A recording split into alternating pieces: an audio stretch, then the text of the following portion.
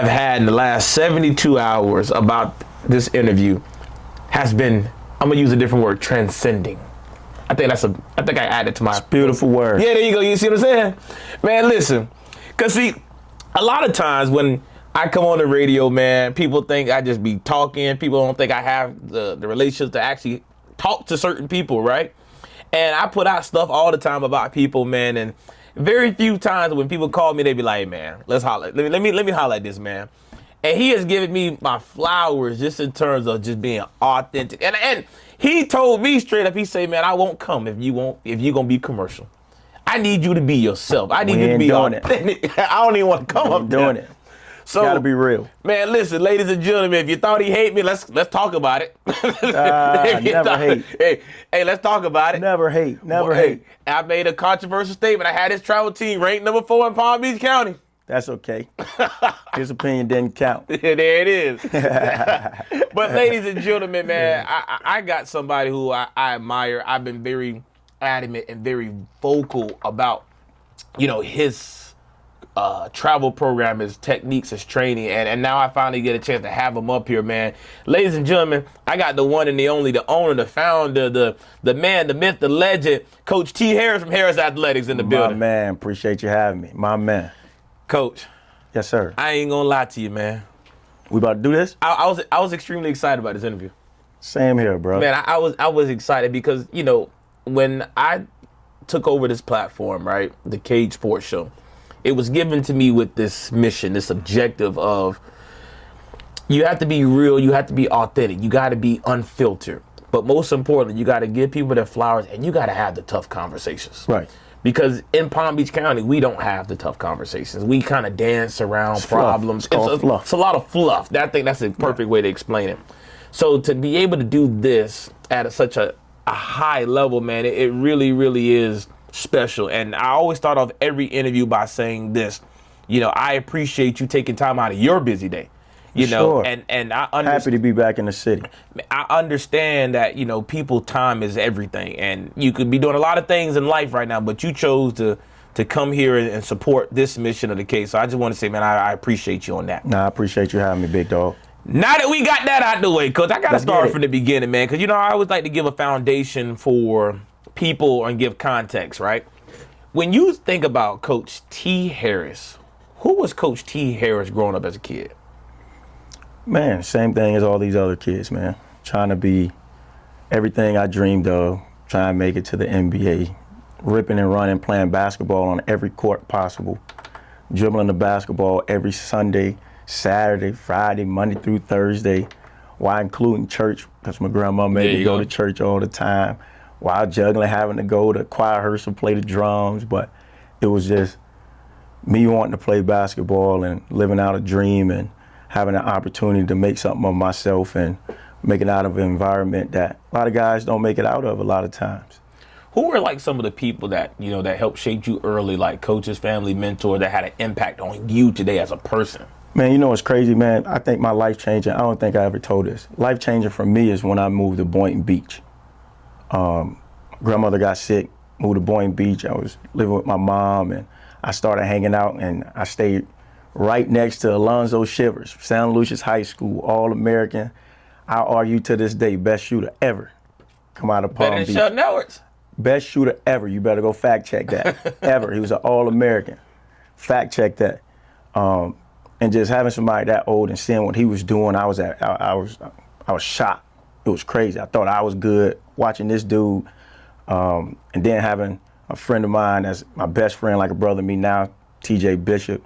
Like watching how these guys work, it gave me it filtered what I was doing. And now I knew I was a young dude that had to outplay guys like that just to play. So it changed me when I went to St. Lucian, then it did it again when I went to Boynton Beach High School. And just got around a community of dogs, you know what I mean? And being at the Hester Center every night. The Hester Center, being able to go in there and just play against older dudes that tried to bully you every night and the leagues they had and everything like that. And I think all of those was life-changing to me, and it opened my eyes. Do you think, like, growing up, I ain't even gonna say struggle, but growing up in that tough competitive atmosphere. You think that's why it shaped you as the competitor you are today, not just in basketball, because obviously you're not playing ball anymore, but just in life and all your endeavors and all your jobs? Oh, absolutely. I think God had a plan for me to do what I'm doing right now. So many things could have went right, so many things could have went wrong. But how it shaped me, it gave me an opportunity to go through adversity that allowed me to help others and do what I do now. Because people see you as Coach Harris now, but they don't know, man. They say you was a baller back in the day. Yeah, man, I can hoop. They say you was a baller back in the day. I can hoop, man. I can put it on the floor, man. I can hoop, man. And those who know. Yeah. Those who don't, ask. You better ask somebody. So you know, obviously you grew up, in the city of Boynton, man. You go off and you do great things as a player, but man, what today's society, especially my generation, we know you as Coach T, Coach Harris. Man, you got into when did your coaching journey start here in Palm Beach County? I didn't know. I didn't know. I came back, I was working out, trying to go overseas, doing a lot of things, and just hooping, still fighting for my dream, and I didn't know. It fell in my lap.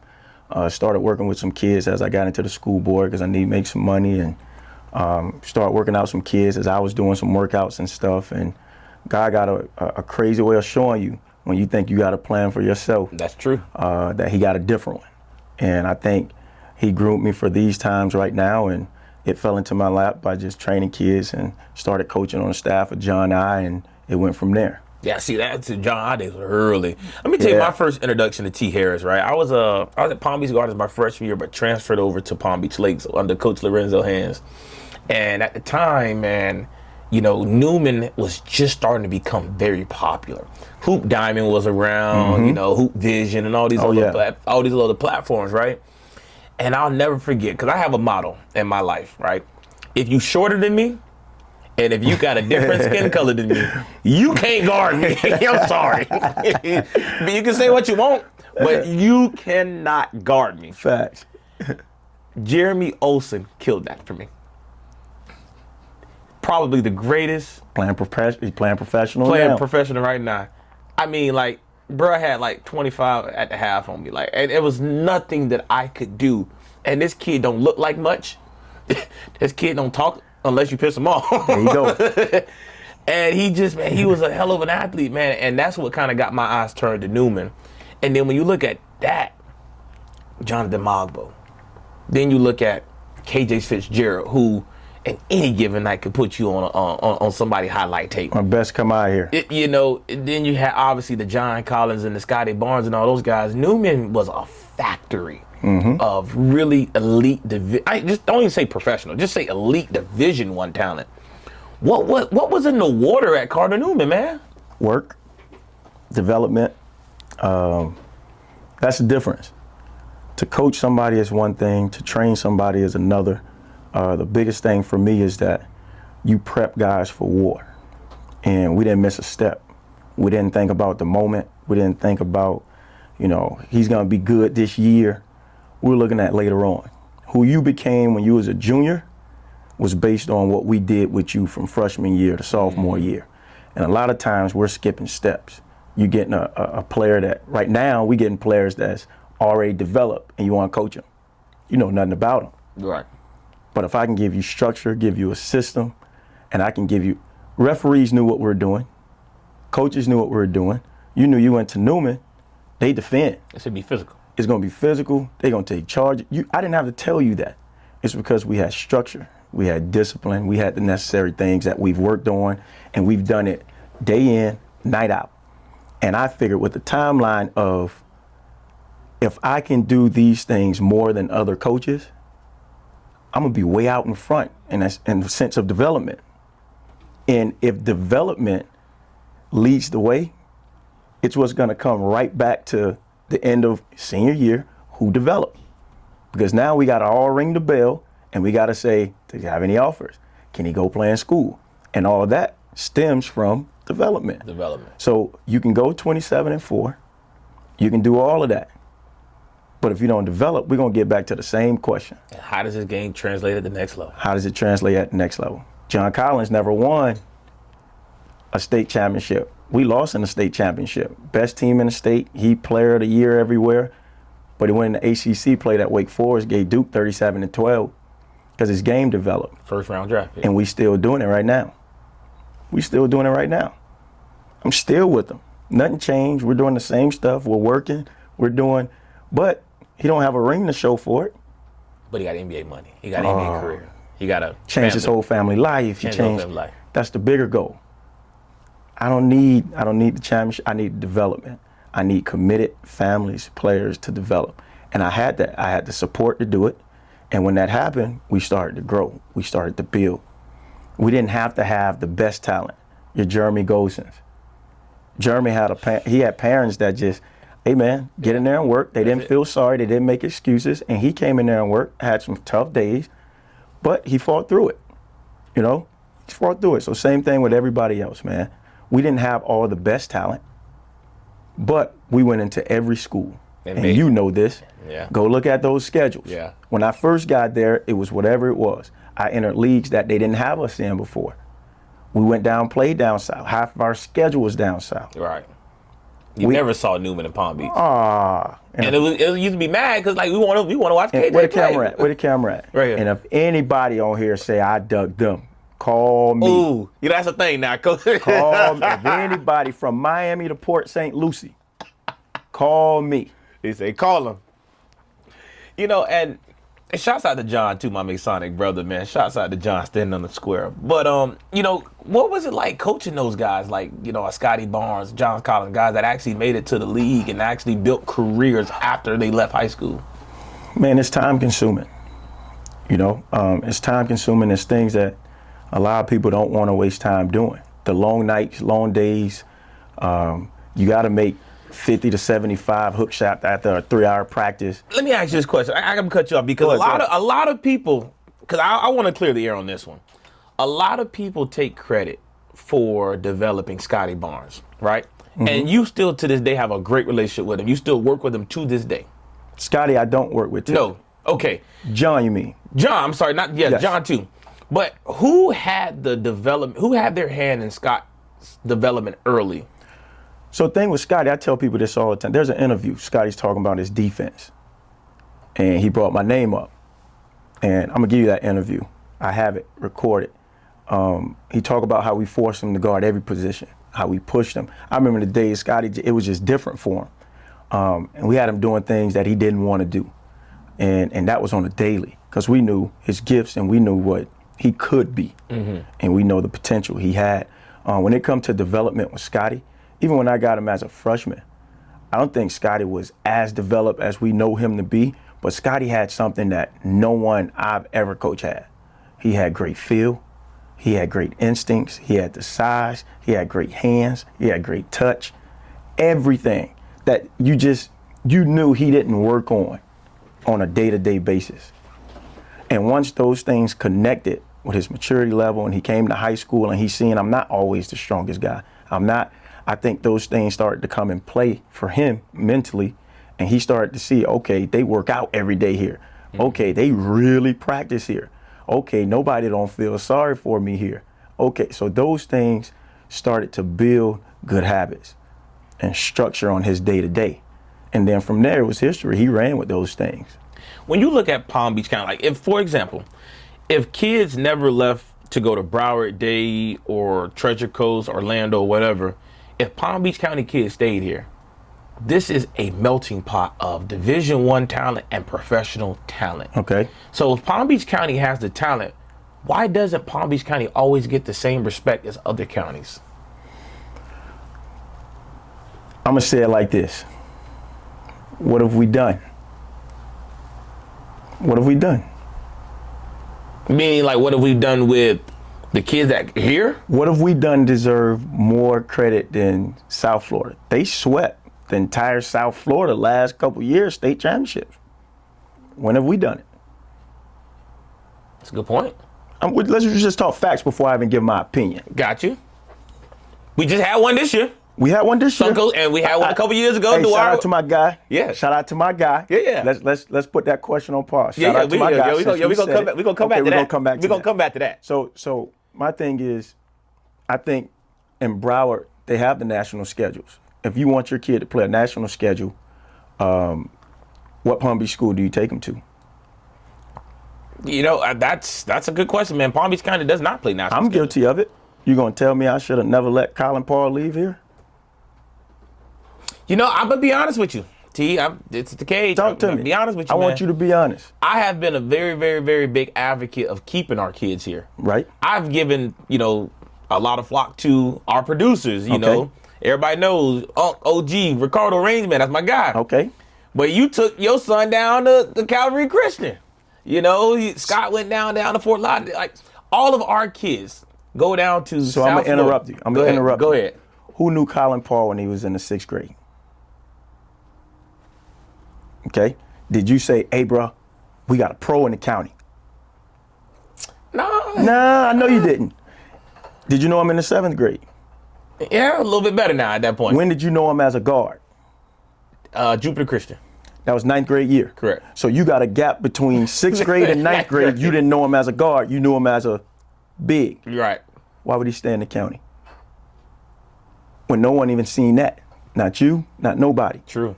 He played the 1 his whole 9th grade year. Right. He had an offer in the 9th grade. He developed every day. We're in the gym every day. We went through the good, the bad. He played for my travel team. And he did what no kid wanted to do. Stay away from the media. Work. We don't care what you say. We don't care if you say he's not a guard. We don't care if you say, oh, he's not going to make it. We didn't care. You had a plan. We had a plan. We had a structured plan. And after he got as good as he is, we weren't going to let Palm Beach put a chokehold on him. And that's another thing, too, right? Because I hear this narrative a lot, like Palm Beach County puts a chokehold on a lot of these players, right? They do. I've always said that I believe that when it came to academics and education, Palm Beach is top tier. We are the Broward and Dade of education. Like we have a duty to our kids. We get Ivy League kids, whatever, Absolutely. Scientists. We do a great job there. 100%. But from a basketball standpoint, I feel like the county, like the city as a whole, should do a better job in supporting our kids because we have a hard time opening our gyms. That's the problem. You know what I mean? But is that really the coach's fault, so to speak? I'm gonna tell you this. It's a county thing.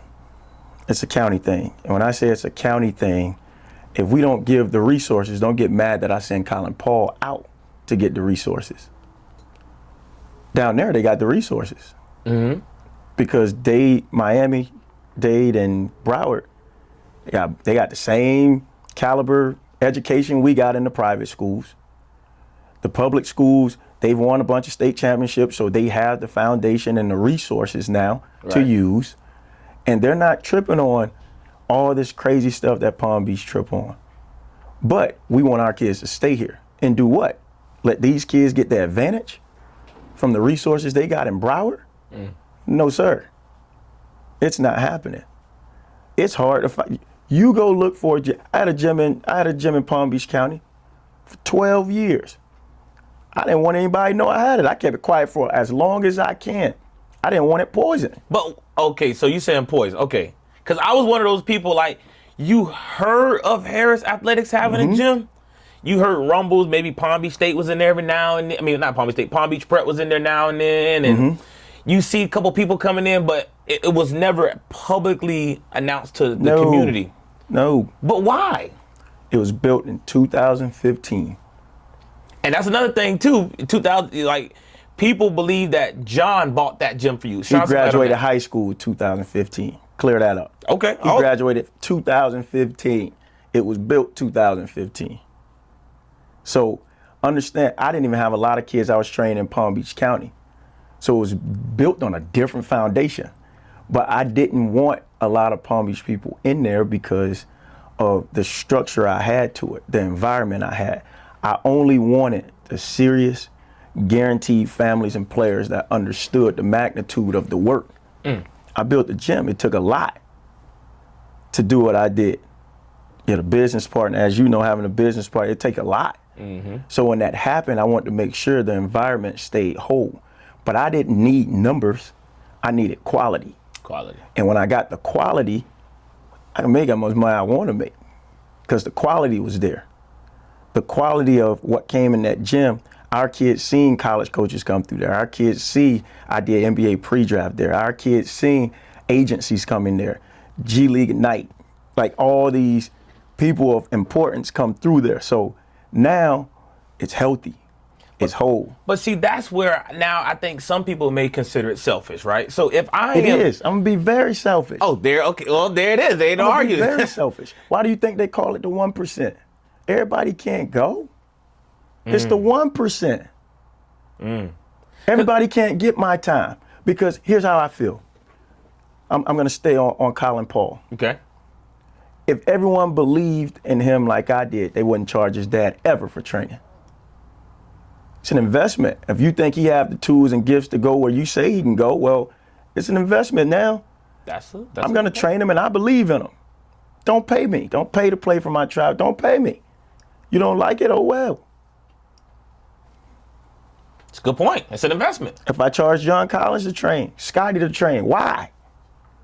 Why would I charge those guys? They got a gift. And I'm going to help them get to it. And then we can talk about all this later if I do believe in you. Because the money going to be there because you're going to make a lot of money if we think you can be a pro. Everyone want to be at an elite level and play at a certain level, but you don't know what it takes to be there. Right. You don't know what defense is. Now you're at a disadvantage because these kids they're better than you. But one thing I know, development, structure, and a system can stop that. You athletic, but you can't get to the rim today because we take a bunch of charges. Right.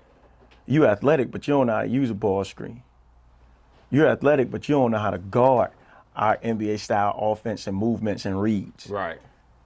That matters. Counter for it. So was our kids supposed to be in games like that? Nope, but we're respected enough to put us there because they know there's a good chance that we'll win. Mm-hmm. And we took those measures and we were ranked number 21. I think they ranked us after playing. We actually lost 2 games by 3. We lost by 4 to the number 1 team in the country. And we lost by 3 to the number 3 team in the country, right? We took that ranking and we said, we really don't care. We could have smashed 9th grade that next year. Could have did whatever we wanted to do. But let's just play up. Let's get the reps. We went to 17 in post-grad. Go fact check it. We're going 4-0, 4-1 in post-grad. And all our kids now, everyone who's on that team in Palm Beach County, go look at your first team, all county, go look at those are our guys.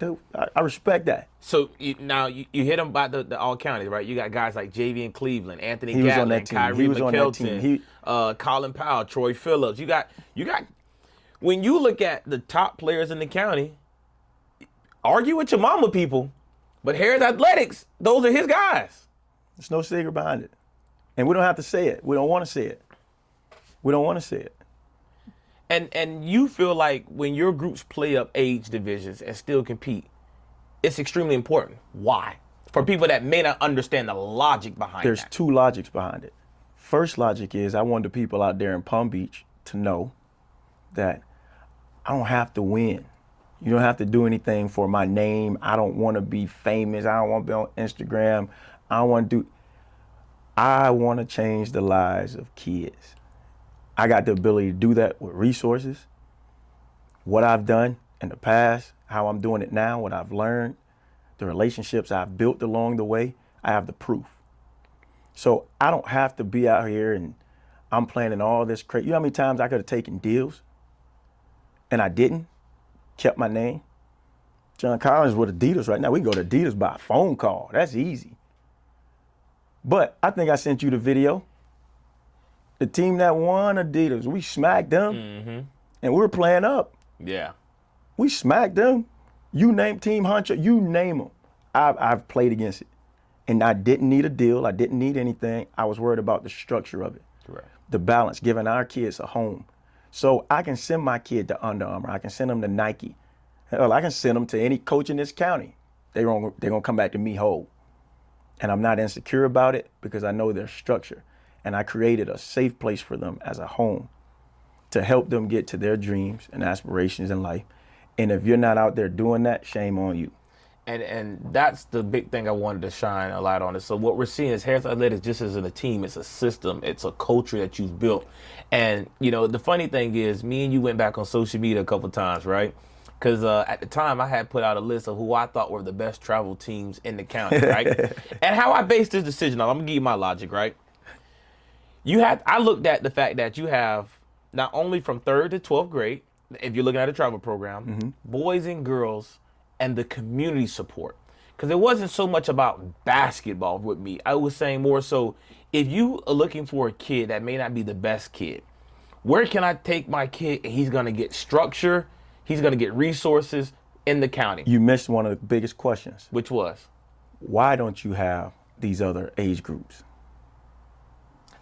That's a good question. Why? I couldn't have them. If I'm building, I would have to start young. Like I started with Colin them in the 6th grade. Now they're all graduating 2026. Now we have guys coming behind them. So I can't say I got a program if I just went and got a bunch of guys to play high school basketball and I haven't spent time with them. So are you really building? That's a good point.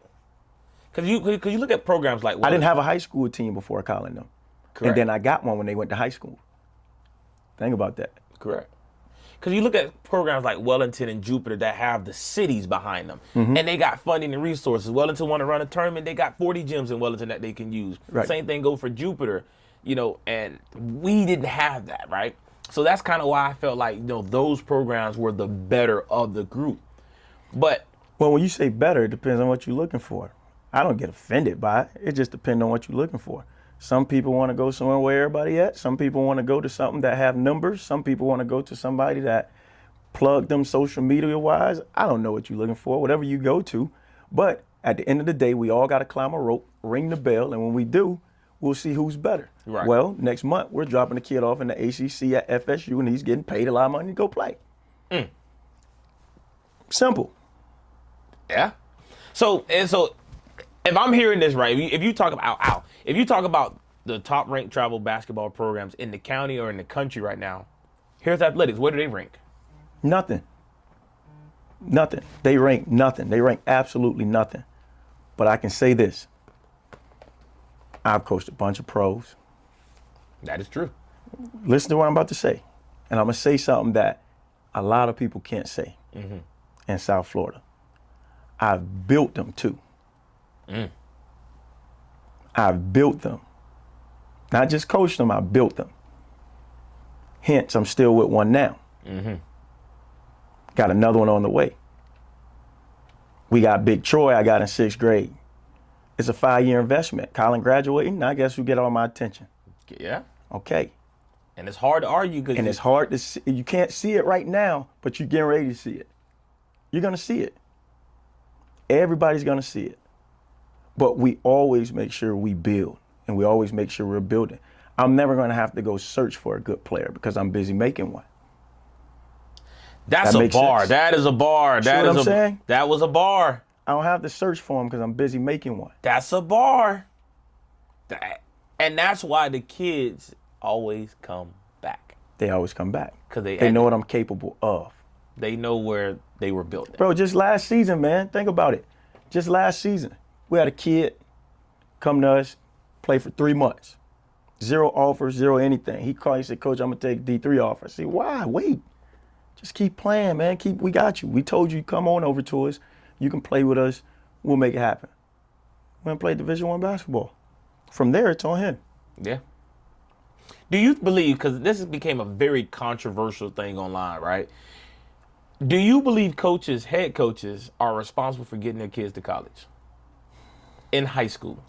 See, that's a tricky question because it all depends on how you feel about coaching. So for me, the coaches aren't making a decision about where the kid goes. Why am I questioning a head coach that I decided to put my kid? Why'd you put your kid there? Because obviously you trust him. Again, if you tell a kid, hey, I need you to go to this school. If I'm at Newman or Jupiter Christian, which I was at, if I'm at one of those schools and a parent bring the kid to me and he doesn't go to college, why'd you bring the kid there? What made you go there? So I can't argue that the coach didn't do it. Whatever that coach did in his past, whatever resources he had, that's your job to fact check. Are they responsible for it? The parents are responsible. It's right in their face. It's right in their face. It's right in their face. I had a really good coaching friend of mine. He's actually in the league, and when he was not in this county, but another county, coaching, we had a really good debate about that. He was saying, man, at the end of the day, it's not my responsibility to get you to college, because at the end of the day, I can do everything right and you still won't get an offer. Exactly. But because I have the connections, because I've been in the NBA, because I've been in high school at high level schools, I can vouch for you, right? And you can do a piss poor job and kill it for everybody. But I'm gonna help you out with this. This is how I feel. Everyone want to coach the kid that everybody did the work for. Hear me when I say that. Everybody want to coach the kid that everybody did the work. So this kid trained, he did all this travel, he did all this, and then the high school coach want that kid that they did no work for. So now when he go to school, it's, we had a kid go to college. What does that mean? You didn't get him in college, but you coached him, so you want that. Do the work, and you don't have to worry about that. It goes back to what? If you develop and build, because you can win. Man, a win to me is not about who had the most points. It's about when we ring the bell. We back to that. We all climbing this rope to success. And when we ring the bell, are you good enough? Did you develop enough? Did you build enough? Do you have enough credibility to do it? Think about it, bro. John Collins. He was ranked number 99 in the country. You redo that class, he's number 2 behind Ben Simmons. Right. Right now. Go look at it. Right. He's number 2. Right. Now, is there a lack of media resources for our kids? There is. And are just people putting them in the wrong position? It's a lack of everything. And I'm talking Palm Beach County. Let's talk about it. That's where we from. Let's talk about that.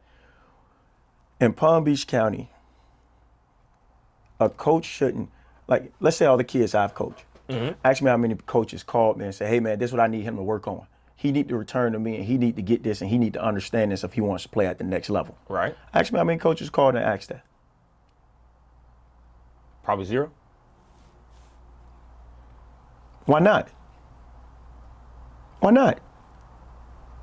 The kid's coming back to you, and he's a better player. He's working. He's playing high level. We put him on a platform that he's playing against top-ranked kids, older kids. We had him ready to come to you. Well, T, let's call it how it is. People think that you're going to steal the kid from them. I am.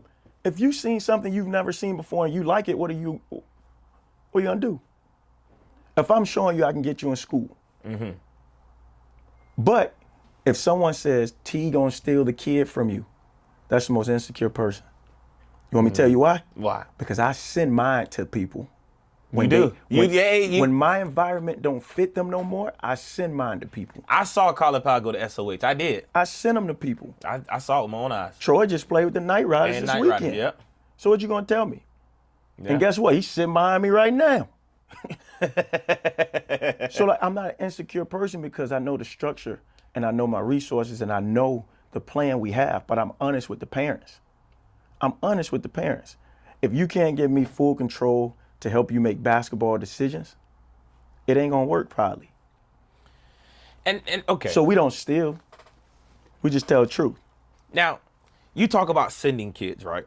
So when you look at this past year, let's talk state championships, for example. This past run that Sun coaches did, which they did a phenomenal job. Shout out to the gang. They did a phenomenal job. Shout out to Jason. Shout out to the gang, the whole coaching staff, man. You know, all of those kids, for a good amount of those kids, not all, but a good amount of those kids were some of your guys. And I saw you at some of these games really supporting them and cheering them on, right? First off, let me ask this question. What does it mean to see your guys win at that level early on? So that's very important. And I'm very honest with my parents and my players. And I always say this in the gym. Some of y'all have never been winners. So you don't know what it looked like. You don't know what it feel like. And you don't know how to respond with it. So it's good that they got a chance to win at that level. And I think the most important part was that Coach Jason and I, he was coaching way before me. When I got in the game, he was a dude that was like, he was real with me. He was honest. Like, he even caught wind like, hey man, one of my players, somebody told me that he want to go to Newman and y'all talk to them. Him and I was able to have hard conversations. I'm like, man, I don't need that dude. I ain't calling. I would have called you first off. Right. That's why he's my brother, because we can have those kind of conversations. And so when we talk about keeping kids here and doing it together, there's no ego. If he like a couple of my kids and He want them. Cool, they going there. Why? Because I respect you. And he can pick up the phone, we can have conversations. We can pick up the phone, we can talk about anything, and we can be honest and raw. How many other people can do that? Right. You get what I'm saying? Mm-hmm. And on the flip end, he know if he getting a kid from us, guess what they did all summer? They worked. They worked. He ain't got to worry about, hey, pick it up, man. Hey, man, y'all need to worry about. They work. They naturally going to have that. And he knows if he give a kid to me that I've never had or never coached in Harris Athletics, guess what? He going to get them back, and they going to be better. And he can trust. He ain't got to be there. Go on vacation. You want a state championship. Kiss that ring finger, my boy. He ain't got to worry about that. He ain't got to worry about it. But let's dig in the rabbit hole a little quicker, though. Guess where guys went to? Shout out to my boy, Coach Mario, Palm Springs. Mm-hmm. Support system. Principal was amazing. She's amazing. And what I have with them, Coach Mario was there. I coached his son, which is amazing as well. Now he played baseball. Yeah, I remember, yeah. So I got his son. He's in college playing basketball as well. I got his son in the 10th grade. Coach Mario saw a different side of basketball that allowed him to open up his eyes. And he ended up getting into coaching. And I always tell him, coaches sometimes choose you, man. You don't choose it. But guess where we're sending most of our middle school kids, and guess where we're building? Palm Springs. Open your eyes. They just pay attention. Pay attention. Wait, didn't they win a championship last year? And went 12-1 this year? Yeah. And went 12-1 this year, and they're young this year. And they're young, 6th and 7th graders. We got kids leaving private schools to go to Palm Springs. Mm-hmm. Do the math. Pay attention, somebody. Pay attention. Pay attention, somebody. Y'all losing. Y'all way behind. And guess where all those kids at right now? They come right to Harris Athletics for practice afterwards. And guess who's coaching them? The same people. My 10th grade team that was at with Ty Watson, Elijah, Alex, that son coach. Shout out my boy, state champion. You have who else? Rob, that's at Inlet, that was on there. Rob's not one of our guys. That team, that whole team, other than your Rob, all those guys is my 10th grade team now. We had them in middle school. They're my 10th grade team now. Mm-hmm. Guess who's coaching them? Coach Mario, a familiar face. A familiar face. But look at the development. Look how much we think of the structure. And we all work together and make sure we keep them together. We're teaching them the same thing. But it's like a pipeline. So now I've heard people say, oh, don't go play for Harris Athletics. Your kid going to go to Palm Springs. Yeah, he going to go to Palm Springs because you want year-round basketball. If he play at Palm Springs, he's going to play for Harris Athletics. After Harris Athletics, he's going to Palm Springs. And after Palm Springs, we're going to see if we can get him at Sungo. So, Ian? So, because, you know, for some odd reason, every time I come on the radio, I get yelled at. But these are, like, legit points, right? You just told me straight up, like, hey, he going to go to Palm Springs. He going to play for Harris Athletics. And we're not saying we're going to force him to, but it's going to be an option. Correct. Because we want him to have structure year-round. Correct. We want people to understand that, like, your son is going to learn the same thing. Coach Jason isn't going to say, hey, man, y'all stop taking them charges. He wants you to take charges. Why not? He's going to harp on it more. Pick up full court. Don't do that, bro. We don't play like that. Nah. We're similar. He's going to coach just out. He can coach my kids hard. I can coach his kids hard. I want to know something. Because we talk about getting players in the Suncoast and everything. Suncoast used to be a school that, for the most part, you could not transfer into that school after your 10th grade year. Mm-hmm. Like, that was like a down hard rule. We saw this past year, you know, kids transferring into Suncoast as seniors and juniors. Like, what changed with Suncoast? Well, most kids now, it's not just Suncoast. Most kids now are trying to find the development so they're homeschooled too, which, like, now I think it's good, but some kids they're going to school half the time and then leaving early, which is good because they get to get a lot more done. And I respect both. Some kids are good in school. Some kids are good as a homeschool student. But I think every kid needs an option like that because some kids, let's say that kid isn't smart enough to go to Suncoast because it's an IB school and the workload, I wouldn't say not smart enough, I would say just not strong academically, and they're not capable of handling the workload and playing a sport that they have a gift to go to the next level to help, because let's be honest, that kid may go for basketball and not be able to go for sports. Why should he miss out on an opportunity for either? You just said something that kind of just threw me for a loop for a second. You were saying that in today's age, kids are getting this homeschool versus actually being on campus. So the kids that go to Suncoast, obviously those the academics is extremely rigorous. Are those kids that are going to Suncoast, are they homeschooled or are they actually physically on campus? A couple are. So like 50-50. Yeah, but there's a waiting list to get in Suncoast too, so you can't get in. Got you. It's hard, and it's the county has to approve that. There's a lot of things behind it, but there's a waiting list, rightfully so, because it's a great school. Now, you got to get accepted, all that. Again, this is the tough question. Is that considered fair? Because think about this, right? If I'm a kid, I don't apply to the school, I go homeschool. Now, if I'm homeschooled, obviously they don't have a sports team. Is it fair? Is it fair you can change your family's life, and because they want you to go to school or want to keep you in a box, you can't do that? Is it fair? Is it fair this kid misses $500,000 because y'all care about is something fair? He missed an education that you really can't get him because something is fair. So, okay. So what do you say to the person that says, hey, you know what? I discredit your state championship this year because those were not your kids. And Coach Jason kid that he had for 4 years is going to play college basketball. And discredit that. I never won a state championship. Discredit the pros I've had. Discredit the kids I put in school. Discredit the guys I'm still with. Discredit all of it. They still going. You can't even touch them. They going whether you say we won or not. Who cares? Who cares? You can't take what Coach Jason did away. Mm-hmm. Coach Jason did a great job, him and his staff.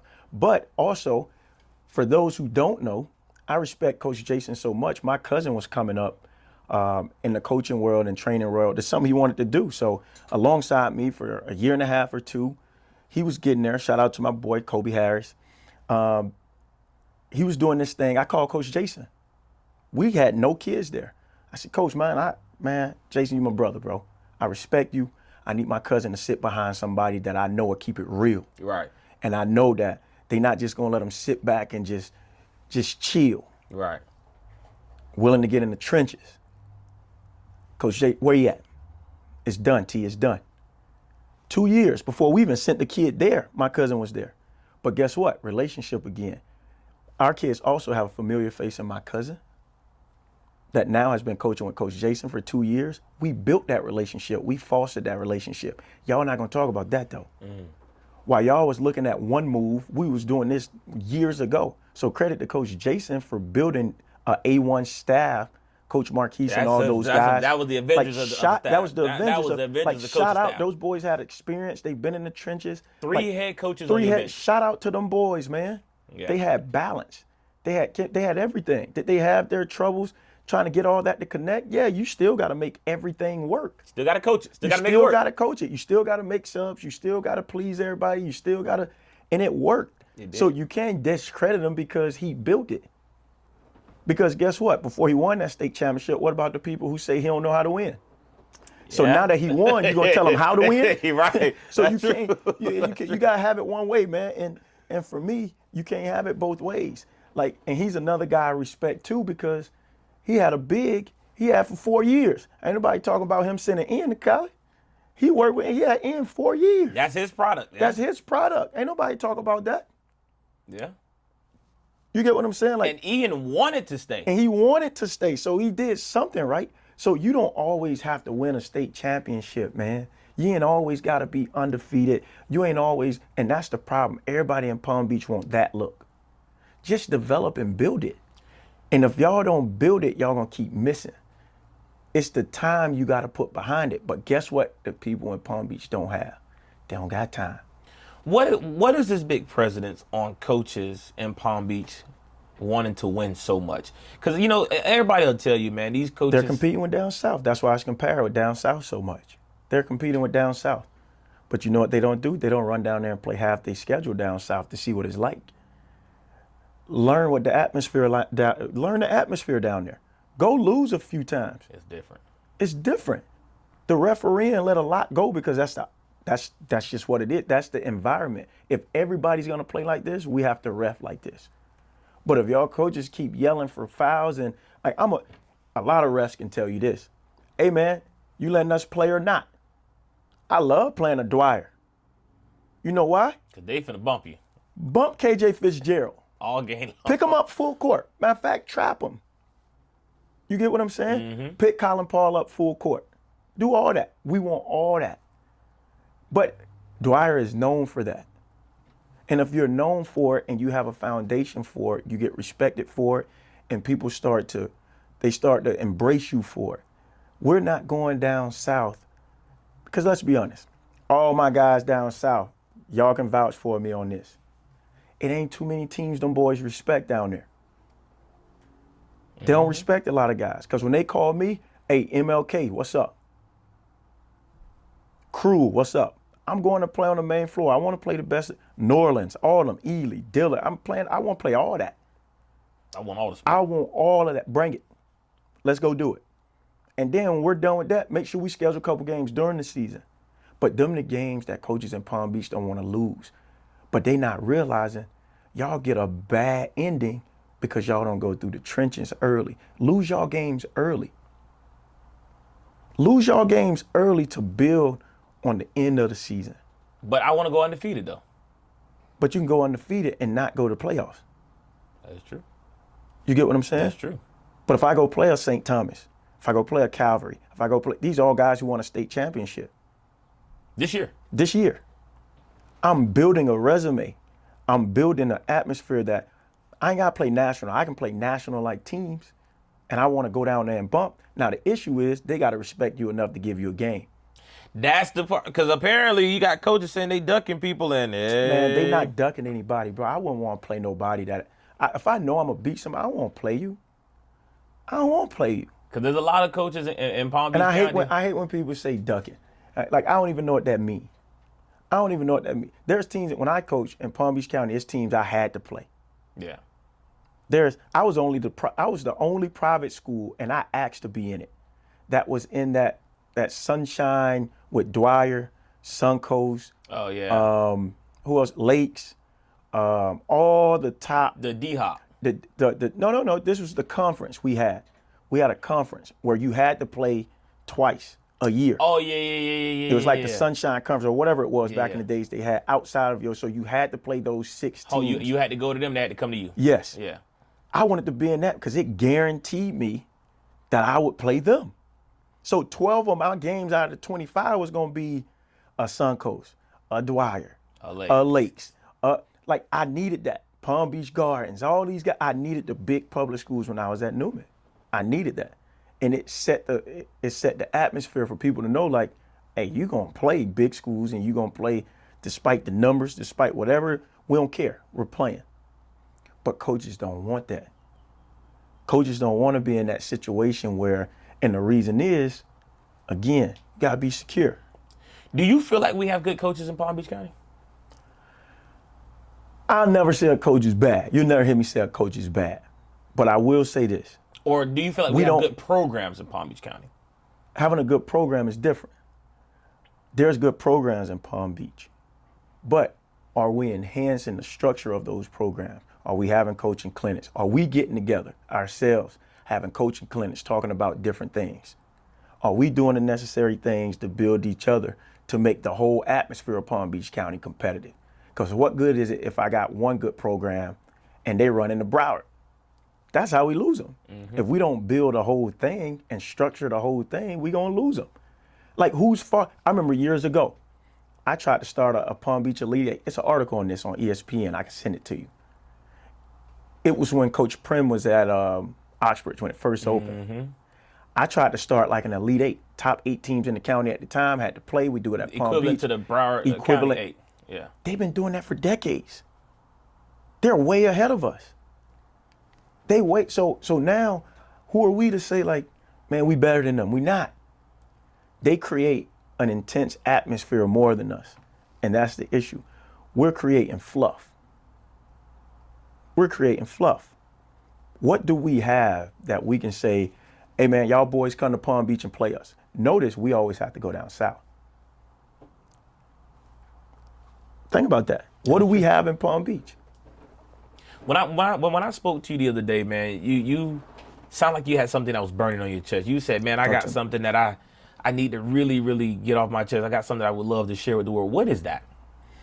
It's this, man. At the end of the day, I'm from Palm Beach. I play basketball in Palm Beach. You got so many good things that parents and players got to open up their eyes to see. Let's think about it. We had a state championship team in high school, didn't we? Yep. We got good middle schools here. Roosevelt being one of the best. And then we got Palm Springs now, which in 4 years under Coach Mario, I think they've lost all of 3 games in 4 years. Right. They're always going to be in the conversation of competing for a championship. How him and the principal turned that around? Come on. Then think about Palm Beach State, who was ranked #1 in the country. How many Palm Beach kids was on there? Ooh, one. Right here in their backyard in Lake Worth, Florida. How come we ain't got more kids there?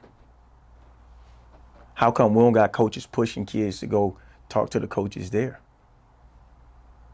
Think about that. So what I'm saying to us is we got to do a better job of coming together as a whole. If you got a kid that has a chance, don't put him and his family in a chokehold for your good. Let him go. Let him go develop.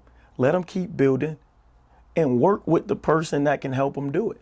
And I'm not saying that's me. I'm just, every kid needs someone they trust. And that's what I think the difference, to go back to what makes Harris Athletics different. Our kids have someone they can trust. FSU can't talk to Colin's dad. I can. I got a relationship with him. A lot of coaches can't talk to, parents can't talk to, if a kid want to transfer, their parents is never having that conversation with the high school coach. I'm going to have it. Because we're going to talk basketball. You're not going to get a chance to sway the kid. Their parents didn't play basketball, most of them. But let's talk basketball. Talk to me, coach. Tell me why he should come back. Did he develop the necessary things? We got to be on one accord. We got to put the insecurities, we got to put the egos, we got to put it all aside. If a kid leaves Palm Beach, cool, man. Call that kid. Check on him. Check on him. Stay connected to the family. Let them go support the kid. Because every Harris Athletics, Colin Paul and his dad, they didn't go to Suncoast. They're at the games. They were supporting their families.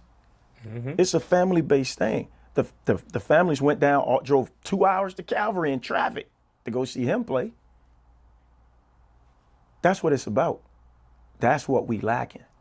We got kids that's losing opportunities because coaches want to keep them in a chokehold. If the environment isn't helping that kid develop and grow, and there's not like-minded players around him, don't keep him there. That's a disservice. That is a disservice for anybody, for me, for any coach around here. If that kid is in an environment that is way beyond the other kids, get him out of there. He need to, and I'll give you an example. I told parents, Colin got to leave. He has to leave. Your kids just give him the ball. I don't like it. They yield to him. Your kid can't even develop because they're yielding to a dude that got an ACC offer already. I don't like it. It hurts my environment and it hurts your development. He left. Those kids develop even more. They start handling the ball more. You've seen the development start to increase. They all county now. It increased. Now you don't have a Colin Paul in your way. You got to handle the ball. You got to do these things. But it was hurting him too. I want him to go to Calvary Christian. Go ask Caden Daughtry for the ball. Go ask Sean for the ball. Oh, it's difficult to get it from them. Oh, yeah. They getting their 20 shots. They gonna get there. You get what I'm saying? I want you around like-minded people because that's what's going to happen in college. This has nothing. You always have a home with us. Go play for SOH. You're always going to have a home. I need him around like-minded basketball players, not guys that was going to yield to him. So my environment was going to hurt him in the long run. Although he would have went to college, but it would have hurt him in the long run and would have stopped some of his development. But we trusted that we groomed and built him enough to be out there to not have a lot of holes in his game to go play nationally and do those things. And he proved that to be right. And he played amongst the best in the world. And it took him all over the world. And now look where he's going. So my thing is, man, just stop holding these kids in the chokehold, man. Don't hold them in a chokehold. Let's be real with them. Let's be honest with their parents. Let's make sure that we create partnerships and make sure that we talk to these parents in a way that they understand we have their best at heart, man. So that's the problem. What's the solution for? What are we going to do in Palm Beach County to fix that? Start with the parents. Start vetting these coaches. Coach, what have you done? Show me a player that you've coached like my son, and show me the results. That's the parents. It's mainly the parents, because the parents just see the winning behind it. They don't see the development and structure behind it. So it started with the parents. They the ones gonna make the decision at the end of the day. You get what I'm saying? Mm-hmm. Like Ant Gatlin, I love Ant. Ant been with us since middle school. He was with Dwyer for 3 years. Cool. Went to Suncoast. You can't say he made a bad move. Argument he made a bad move. He had 18 in the state finals, and he's going to a JUCO. He signed to college, and he won a state championship. Still have a lot to work on with his game. You can't say he made a bad move. Right. We're not saying anyone's bad either, but it was for the betterment of that kid. You get what I'm saying? Right. You look at Javian, who was with me since 7th grade. Javian's at Atlantic Christian. One of the very few seniors assigned this year. Javian, it's cool. He stayed there. It worked. He didn't win a state championship, but the goal was to make sure he was ready to do what he's doing. He averaged 18 this year. He did that. That's perfect. Goal met. Regardless of if he came to Jupiter Christian when I was at Jupiter Christian, because he had a chance. He didn't. He stayed. That's perfectly fine. We ain't mad at him. He went to college. That's all that mattered. He's going. That's it. That's all that mattered. Love him till this day. So you're saying something. I felt this way about a lot of coaches. So do you think coaches feel some kind of way, or they hold grudges when kids leave their schools? If they feel some type of way, they insecure. Build another one. What's the problem? If you're building, you got something behind them. Every 5 years, I'm gonna have a top player. Go look at my track record. Every 5 years, I make sure I'm building somebody. Every 5 years, I make sure I have a stud I'm building. Think about that. While coaches are going out, oh, I need this, and I gotta go find it. Nah, just start building. And what we're building is relationships and pipelines, so kids can hear a similar voice, and they can have that same voice and be comfortable with the relationship they built over the summer to their high school coaches. That's what Coach Jason and I built. Coach Mario and I at Palm Springs, I coached Coach Mario's son. Sat the bench for me 10th grade. And I told him, you're not playing until you learn how to play.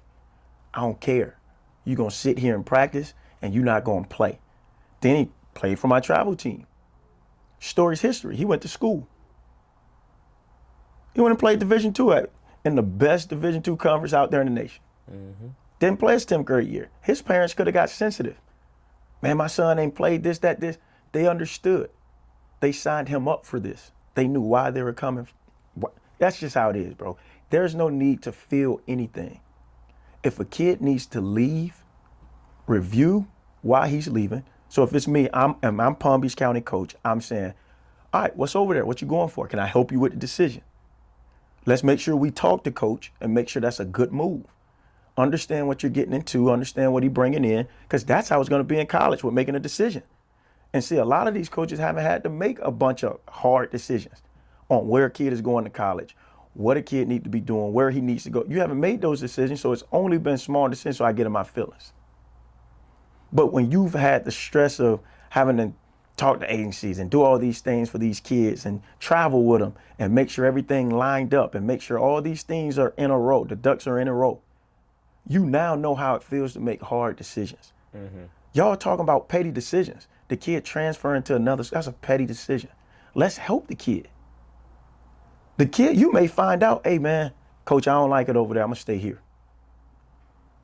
And now, if you dig a little deeper, what are we teaching that kid if he do go to college? What are we teaching him? But you know, most coaches are not going to have that conversation amongst each other, like talking about like, hey, you know, this kid's leaving me to come to you. What can I do? Like coaches are not having those conversations. Well, what's the goal? We get back to what's the goal. What's your goal? Is your goal to say I won 7,000 games coaching high school? Is your goal to be the best coach to ever come out that school? I truly don't care. I truly don't care. I don't care. You can say whatever you want about my time at coaching at New. I've been successful doing it. 4 pros came out the 10 years or 11 years being at Newman. 4 pros came out of there. A bunch of college players came out of there. And I'm still developing them. Tell me what, tell me, I don't understand. That is true. So if it's about the kid, my track record screams it's about the kid. Colin Paul's not paying me a dime. I believe in the structure of what we're doing. And if I said he's a pro and I think he can be a pro, let me stand on that.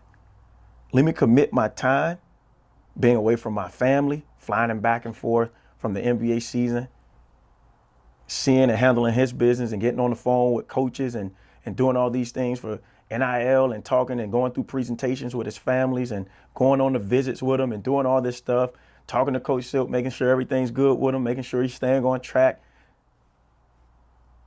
It takes a lot. It takes a lot. Why would I charge Colin's parents if I think he have a gift? I'm exploiting his gift. Why would I take from his gift? Give me that kid, he gonna train for free. And I'm gonna tell everybody in the gym, ask anybody who played for me. I'll tell your parents I say it out loud. I will say it out loud. He's gonna make some money someday. You should probably look at him on that pass. It's the right read. It's the truth. But everyone wants the same treatment, but you can't get the same treatment. You're not worth the same treatment sometimes. There's levels to it. I don't want to get in the gym with a kid if it's just to train. Bro, let me talk to your high school coach. Let me see what you need to be doing. Let me talk to your travel coach. We're not about to just get in the gym and just rip and run. I need structure behind it. I need to know where we headed with it. I need to know all this. And if you can't tell me that, I don't need your money. I don't need your money. I'm looking for investments now. Investments meaning if I invest my time into you and we use our resources, are you going to really get there? If that's a yes, bro, don't pay to play travel. Don't pay to do anything. Come over here and we're going to make it happen. I'm not saying no one should. Some kids got to pay. That's just what it is. Some kids have to pay. That's what it is. But no one wants to deal with the truth. Because you go play for Nike. You go play for Nike. You go play for Under Armour. You go play for. That's how they get your kid. The kid don't have to pay for anything. Yeah. That's the only difference. Really is. So my kid, my best kid don't pay for anything. So when I give him to you, guess what? He only gonna grade our basketball minds. Because TR is free too. So now we just got to talk about who's a better basketball coach and better trainer. Who's going to develop me the most? You talked about trainers. I made a statement. I said, I thought there were 3 people in Palm Beach County that could be both a good trainer and a decent coach. Because in my opinion, you can't, very, very few can do both. Right. Very few. You can be a great trainer and be a horrible coach, and be a great coach and be a horrible trainer. I named J.R. Gamble, Coach B-Mac, and I named you. Many people got in their feelings because I threw your name on there. Why? Oh, I couldn't tell you, probably they couldn't train with me. I don't know. I say no to a lot of people. I didn't know that. I say no to a lot of people. It's your intentions. What's your intentions with me? You came to me in the 10th, 11th grade. I know your intentions. Everything else failed. So now you need my resources that I've took the time to build with kids that went to war with me in the 7th grade and went through the trenches and helped me build, and I helped them build. Now you've seen nothing else works, and now we've showed consistency. What's your intentions? I can say no, it's mine. I built it. It's no offense against you. But if you can go play for Under Armour and get the same resources, why you ain't there? True. And if you come to me and you good enough, I can call Under Armour, call Nike. Hey, bro, I got a kid. I call Adidas, I call anybody. And on Memorial Day, you don't believe me, we play against all of them anyways. Team breakdown, 5 stars on there. We lose on a tip in to Big Marcus Ponder. We got them on the ropes. In Orlando, where everybody else at? Disney. Think about that. You go to Disney, but right down the street, they got all the bump you've been looking for. But you at ESPN. Think about that. We don't play. Bro, we don't play in tournaments, bro. We don't want to play in tournaments. We don't want trophy, we don't want medal. It's a showcase. If it's not a showcase side, we ain't coming. And if you ain't pairing us, we make our schedule. We not pairing us with, we not coming, bro. We not coming. But we do have the credibility that people understand. Like, hey, we had people complain when we was in the 9th grade. They said it's not right, bro. Why we got to play them? Just beat us and we won't come back. Yeah. But it was bad for the optics, us playing up and winning. That's true. You get what I'm saying? And I understand that. But are you putting your kids through, like, think about this. My kids always play 2 years up. Mm-hmm. The logic is that's what they're doing in high school anyways. 10th grade playing against 12th graders anyway. That's what you're doing anyways. So now I'm going to vet our guys, and I'm going to treat our guys like, hey, okay, you want to play your grade? Go play for somebody else. We going to play 17s and post-grad. There's some close. I found out we won way more games. You got the receipts, don't you? Mm-hmm. Okay, 4-0 weekends, 4-1 weekends. People start complaining. Why? Because we have structure. Yeah, we can lose a game. Cool. This is all prep work for us. We way ahead of y'all. Our kids a lot of times not going to get ranked because they ain't playing their class. Think about that. They not getting ranked because they not playing their class. They're playing Troy just played 17U and 16U when we went to the OTR warm-up. He down there fighting with grown 18, 19-year-olds. And we're expecting him to handle his own. Handle his own. But guess what? Meanwhile, your 8th grade kid is playing 8th grade, maybe 9th. He's playing with men. So if I keep that 2-year gap, I'm always gonna keep a stud. Because by the time you get to his level, we good. We got more experience. We got more, reps. And I'm willing to take those lumps. I'm willing to take. I got time to build, and I get it. A lot of these trial programs, a lot of high school coaches, they ain't got time. They don't have time. But if you want to have the right to say, "Oh, you shouldn't leave me," well, what are you doing? Over the summer, are you involved with where he go play travel basketball? Are you involved with helping him say, hey, man, I think this travel team develops guys, and I think you should go here because you need that? Coach Jason is.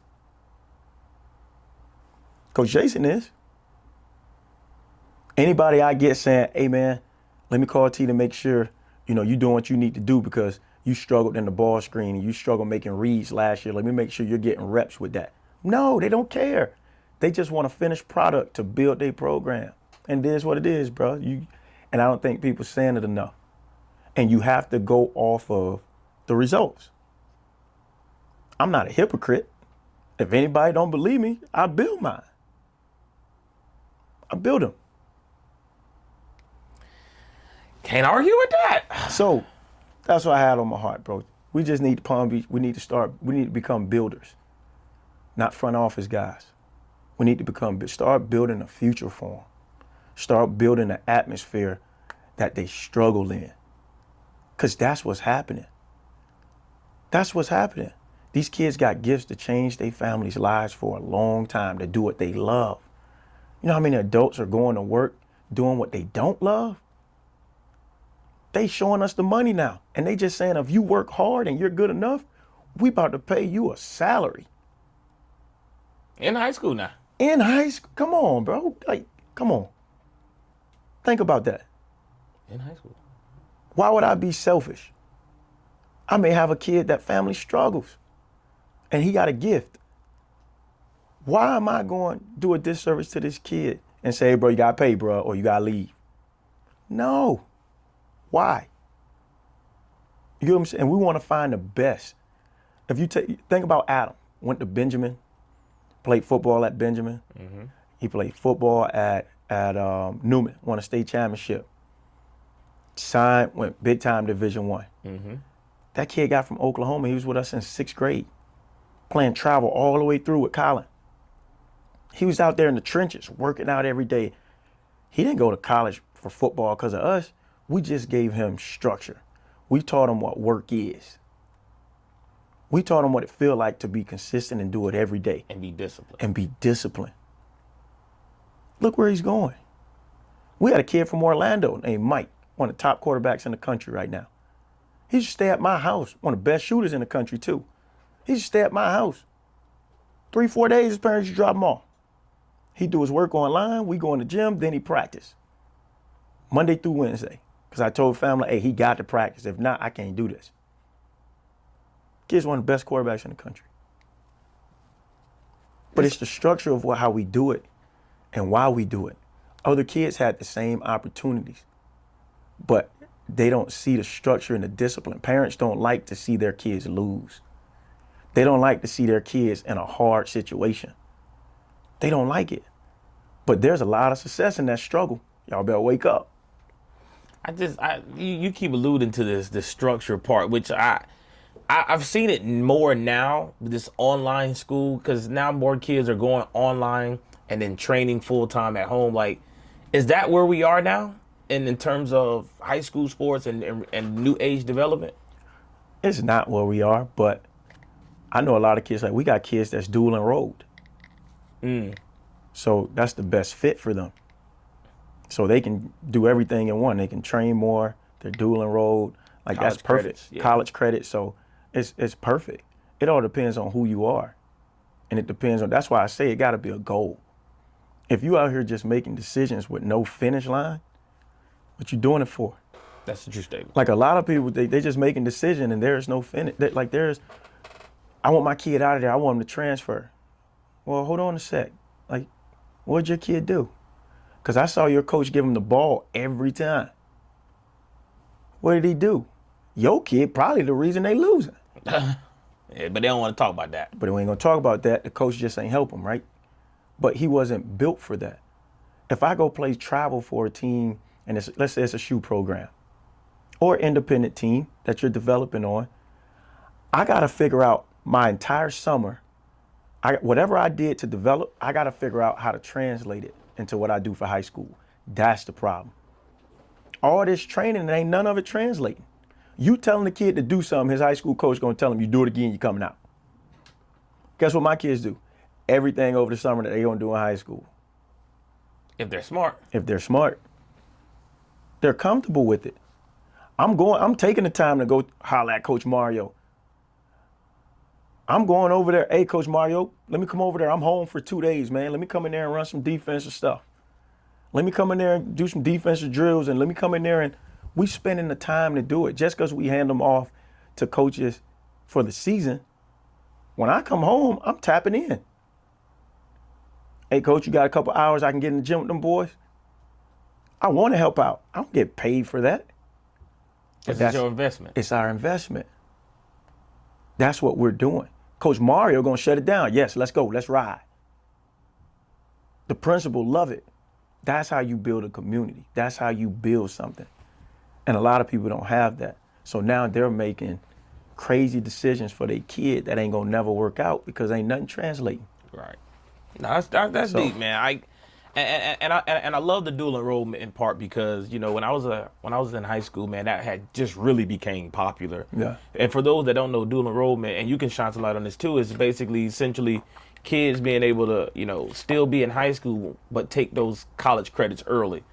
Typically leave at like 12 o'clock, go take a couple classes at Palm Beach State. Yeah. Still a credit, still helps you out, and then it frees up like the rest of your day. You know, but if I'm a 9th grade or 10th grade, I can't do dual enrollment, can I? You can. You can. Yeah, we had I didn't know that. We had a 9th grader do it. Alex, he's at Suncoast now. He's still dual enrolled. Like you can, bro, there's so many things you can do now, man. There's so many things. You just got to figure out, again, the avenue for you. You got to figure out what your academics is like. All right. How much time do you need every day for athletics?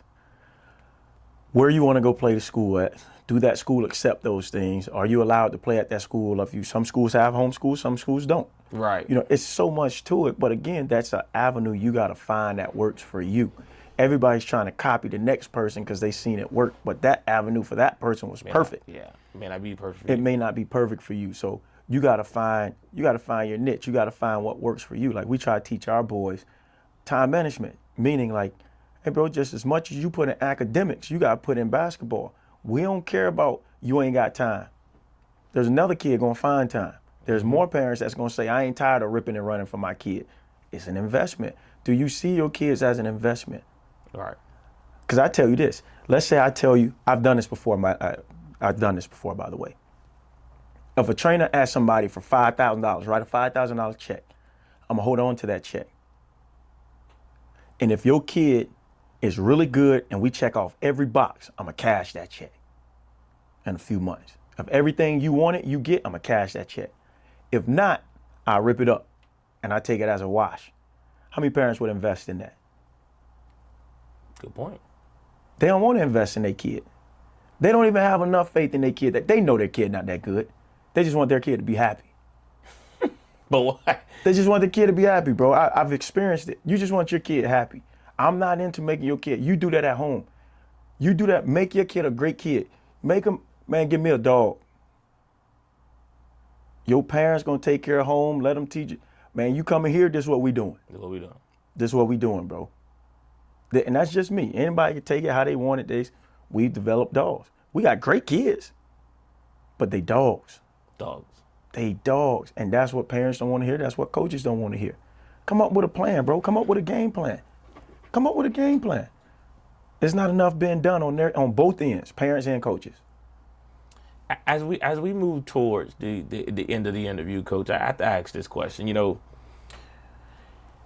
if you had one message to give to anybody that may be listening, watching, whether it be in the county, out of county, wherever they may be, what's one thing you want them to know, not only about yourself, Coach Harris Athletics, and what the future of Palm Beach County basketball is about to be? What would it be? Who I am? I'm a big dreamer. I'm dreaming big and investing in guys that have the same dreams.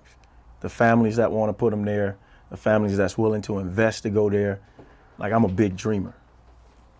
And if I see a gift that you have, I wish I had a me that could have exploited my gift and made sure. And when I say exploit, like, dude, do whatever you need to do with my gift to get me where I need to go. But I'm doing that and I'm not charging them. That's your gift. You came to me with that gift. I didn't give you that gift. You came to me with now my job is to enhance that gift and use my resources. You came to me for that gift, with that gift, and I just enhanced it. So I'm a big dreamer for guys like that, because those were my dreams and aspirations. And if you're not a big dreamer and you're not committed to this, don't come to me. I ain't begging you to come to me either. Because there's parents I've talked to, and I'd be like, man, I've heard a lot about your kid, ... And they'll tell me a lot of stuff as if they got it figured out. Okay, cool. I showed you the proof in front of you what we've done. Right. Just keep doing what you're doing then. Keep doing what you're doing. Keep doing what you're doing. You get what I'm saying? So we're not begging for, we want like-minded people. And everybody ain't like-minded.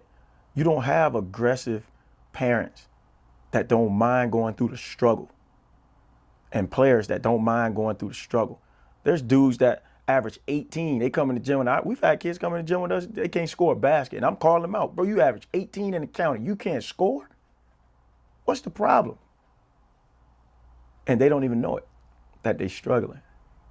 They don't know what they're looking at.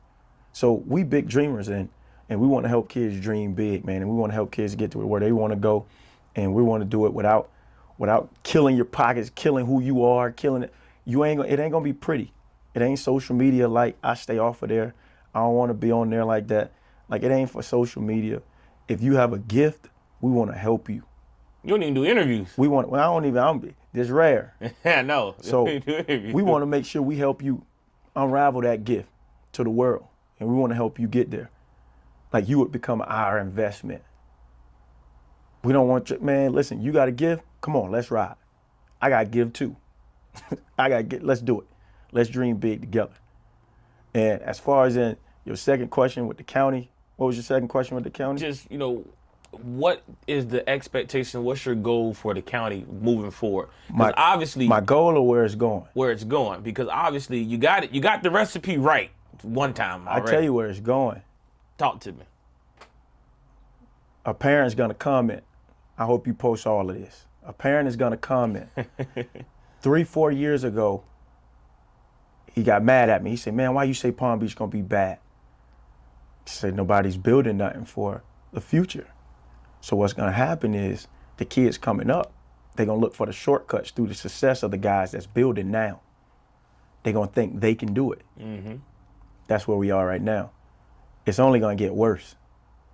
If we don't go back to building and developing and doing the right thing, you're going to see a lot of Palm Beach teams. I'm saying this first on camera. You're going to see a lot of Palm Beach teams starting to lose, wondering what happened to the kids, wondering, you're going to see it.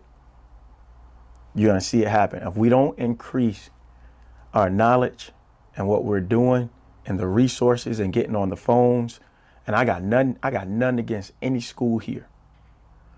I got nothing, but if you don't get out, like mix it up. Colin Parr went to FSU team camp, played 5 games in front of that staff, and they knew it was coming. They came and watched us in the Nike finale. 8th grade, it was coaches all over that place. Then we went to their team camp. That's where he got his offer. 9th grade of team camp. But you're going to get mad at me that I ain't play here locally.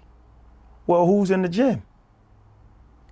I'm just being, and it's nothing against who do the event. I'm just saying, like, if I have a kid with that gift, that environment here locally is for some of our kids. You get what I'm saying? We have, it's for some that may need development. That, let's be honest, let's say we do bring a bunch of coaches here. They'll come here and might never come back because we don't have the quality kids because they're not developed. So we got to place them in the right environment when it's time. You get what I'm saying? I get it. What are we fighting for and where are we placing them? Is it developed or is it time to expose them? You get what I'm saying? So we got to do a better job because the county ain't going in an upward direction. It ain't going in an upward direction.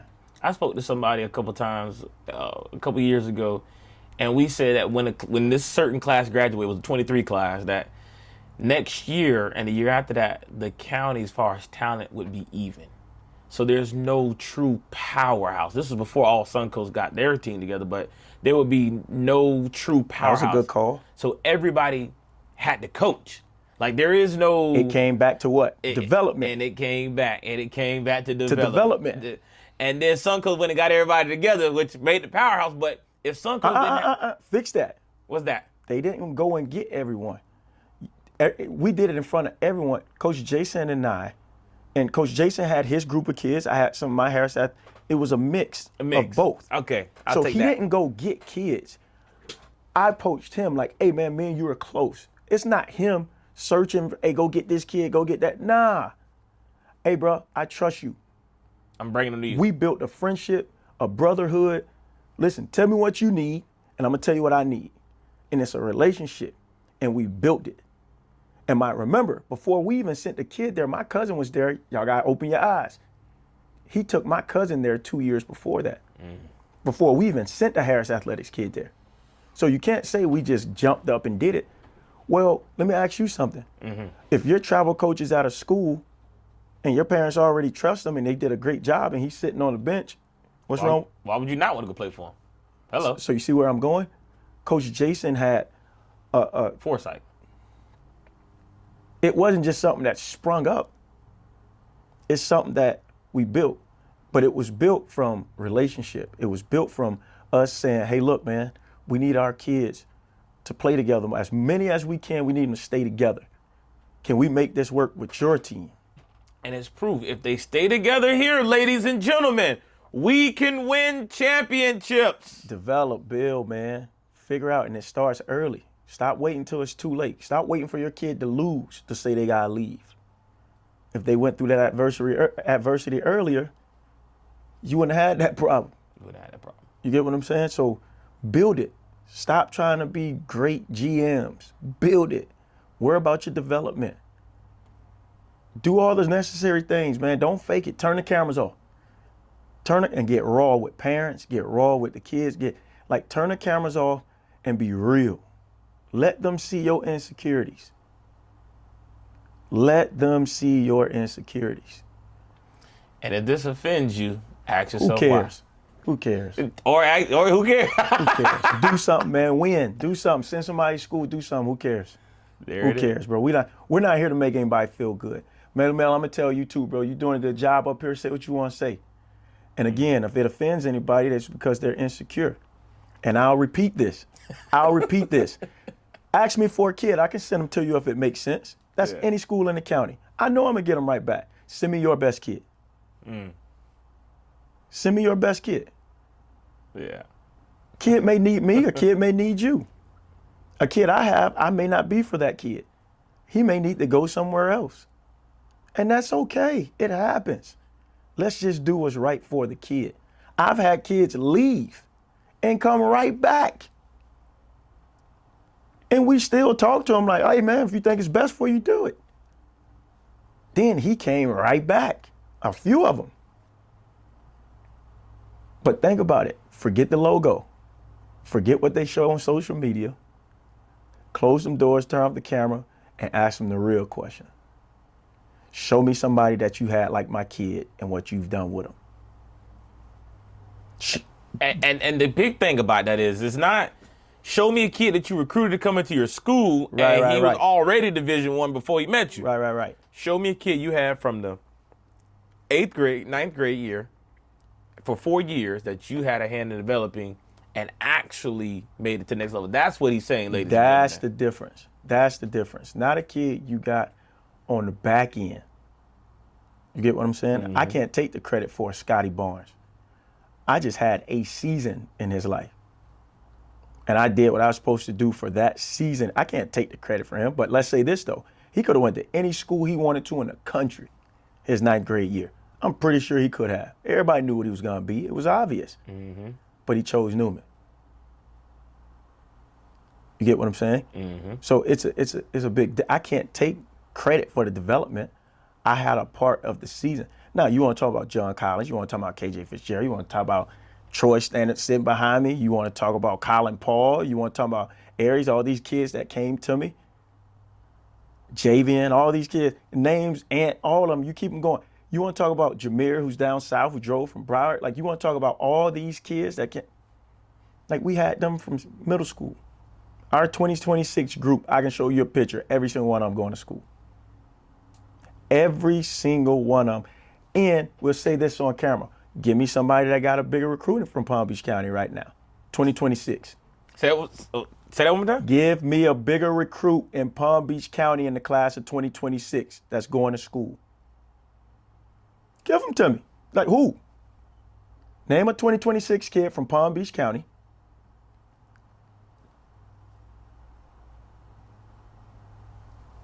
Okay, silence in the studio. Silence in the studio. Who do we have? You don't have anybody in 2026. You don't have anybody in 2026. You don't have anybody in 2026.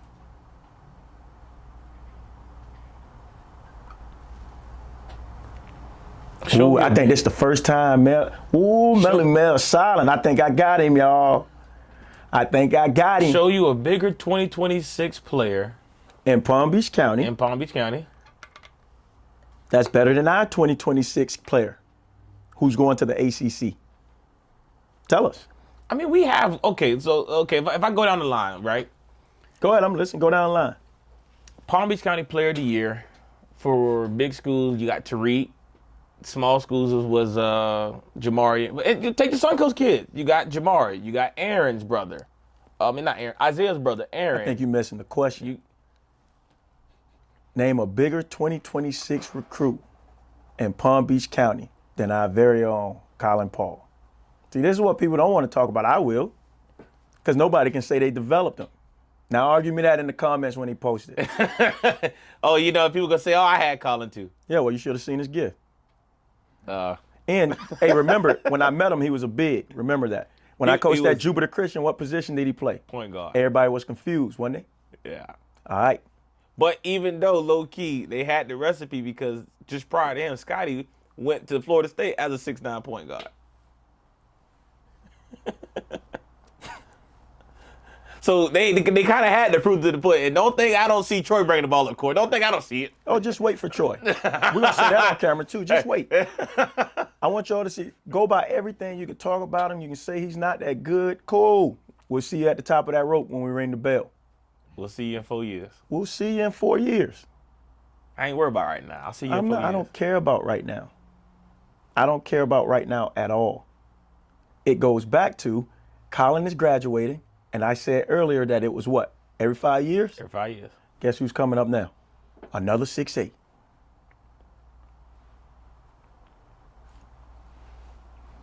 Can't argue that. All right, so think about this. Let's go back. Class of 2026, there's nobody in Palm Beach County that's a bigger recruit than Colin Paul. He got that. He damn sure do. He do. If we go 8th grade, I don't think nobody gonna pick anybody in middle school over Troy right now. Nah. Okay. Suncoast won state championship. Shout outs to Coach Jason again. We winning all the way around the board. I appreciate Coach Jason, man. Yeah. He made my job easy. Easy. Just send me some kids. I'm gonna do the rest. And it's not like we sending him the whole team is Harris Athletics. Nah, those are his kids, bro. Most of those two is his kids. We just gave a couple pieces, which we trusted him. He didn't come to us. Yeah. We called him like, hey, bro, you a brother. We trust you. That's a brotherhood that we built from when I was coaching. A lot of dudes can't do that. A lot of coaches won't do that. And a lot of coaches won't do that. They won't do it. Why? Because everybody want the credit. Who cares?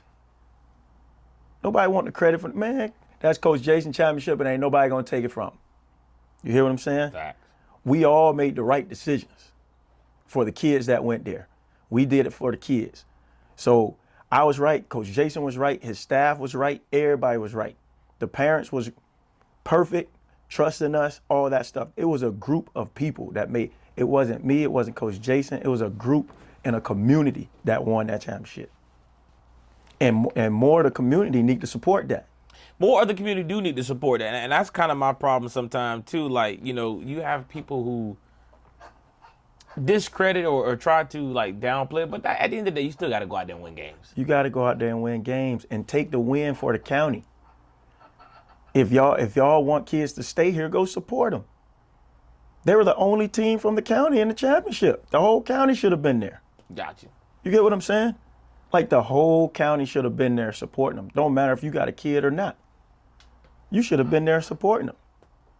And if you gonna say I'm gonna discredit him because y'all don't want to go down the list of schools that kids transfer in all the time. Nah. Y'all don't want to do that. Hey, come on. Hey, man. Y'all don't want to do that. Listen. Don't discredit Jason because we ain't discrediting nobody else. So hey, you know what happens. Don't even do that, man. So you know it. Everybody won their championships, and everybody gonna keep them, no matter how you got them. Hey, I gotta be quiet on that All right, one. then. I will ask you this question because obviously by you being around that Suncoast team, there's this. And again, I'm gonna clear this up. It's not animosity from the coaches to me. It's more so the fans, right? The fans have created this narrative that I don't like Suncoast and Suncoast don't like me. And I had a coach in here the other day, and we were laughing, joking. And like, come on, we laugh at these stupidity, right? But and the thing that got them all routed up was that I thought that Kyrie and Jamar were the top two players on that Suncoast team. Okay. Respectfully so. That's my opinion. That's your opinion. That's cool. At the end of that's my opinion. That's cool. You can say best in the county. You can say whatever you want.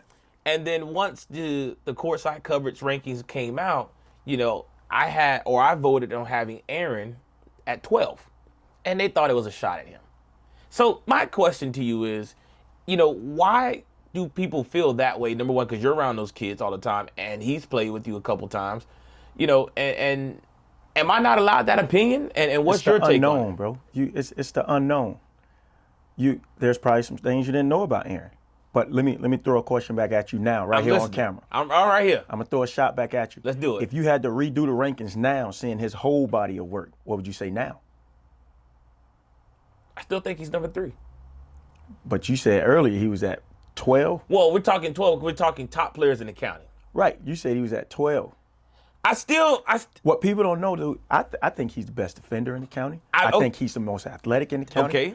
People don't even know his scoring ability. He had to take a hit because he had other good guards. So again, now that is where I have this conversation. It's a basketball mind. So it's how you it's his team set up. It's the dynamics of what the team need. He did everything he needed to do to win. No one's going to talk about him guarding a a Ty Bell, Rajah Bell, NBA son that averaged 30. 32 points a I got game, that. and he had to do that night in and guard the best player every night. That's just what they needed for him at the moment. So, understanding the game of basketball, he's not asked to go out there and score 20, 30 points a night, right? Nah, Respectfully, he didn't need so. to. They won state championship. Right. But at the end of the day, statistically, if you're averaging more turnovers than assists or more turnovers than steals, that has to account for something. Yes, when you did have the 20-point games, they were against teams below 500 and whatever the case may be. But what I will not discredit, when you did get to a state Final Four, you were very productive. You had a great stat line. I'm not taking that away. But if you ask anybody in Palm They couldn't have won it without him. No, they couldn't have won it without him. Okay, let's get that straight. He needed a piece. He was a piece of that. A piece. He was a valuable. He was by far the most valuable. He's equivalent to what Chris Bosh was to Miami Heat. Yes. But notice I said Chris Bosh because at the end of the day, in my opinion, in my humble opinion, you still need He had to Jamar change his Harris. game. You still need You ball still handlers. need You need Kyrie. decision makers. You need late game ball handlers. You need all of that. He just did what he needed to do for the If team. you notice, go back to their stats. No one averaged 20. And No one. They had to make that work. They had to figure out. Let me get this straight. Mari averaged 18 last year. Yes. Kyrie, Average 18, last 19. year. You're correct. I'm not sure of Aaron's last year, but I'm pretty sure it's higher than what it was this year. Yeah, 14 maybe. Everybody took a hit. Everybody took a hit. Agreed. Like, it was no one person that took, everybody took a hit. But you know what that is? That's structure, building. Those guys also, other than Aaron played one tournament with us, it was just a last minute tournament, but those guys all been playing with each other. Mari and Aaron played together last year. Kyrie got a chance to play with Aaron this summer. He got a chance to play with all the other guys from Harris Athletics this summer. Like, Kyrie was a pivotal, he was great this summer. He tore it up this summer against high level competition.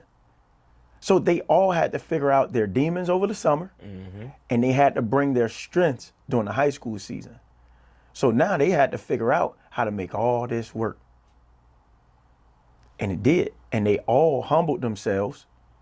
By the grace of God, they all humbled themselves. No one had an ego. I've seen Coach Jason pull everybody. I've been at a game. Kyrie ain't played last 3 minutes. Right, yeah. I've seen him. He didn't care because he was going to make the right basketball decision because he had a team that was capable of doing what they did. Right. So at the end of the day, I think all those guys, all three of those guys, they top five. And you can argue with whoever you want to argue with. They all top five in the county, which I don't care where you put them.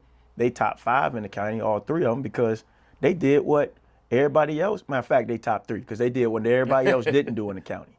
They got the job done. They got the job done. But I still stand firm on, I do think he still is the third best player of that team. And again, that's not a knock at him. It's not a knock at him. It's not a knock at him. It's just how the makeup of the team. But it's just the makeup of the team.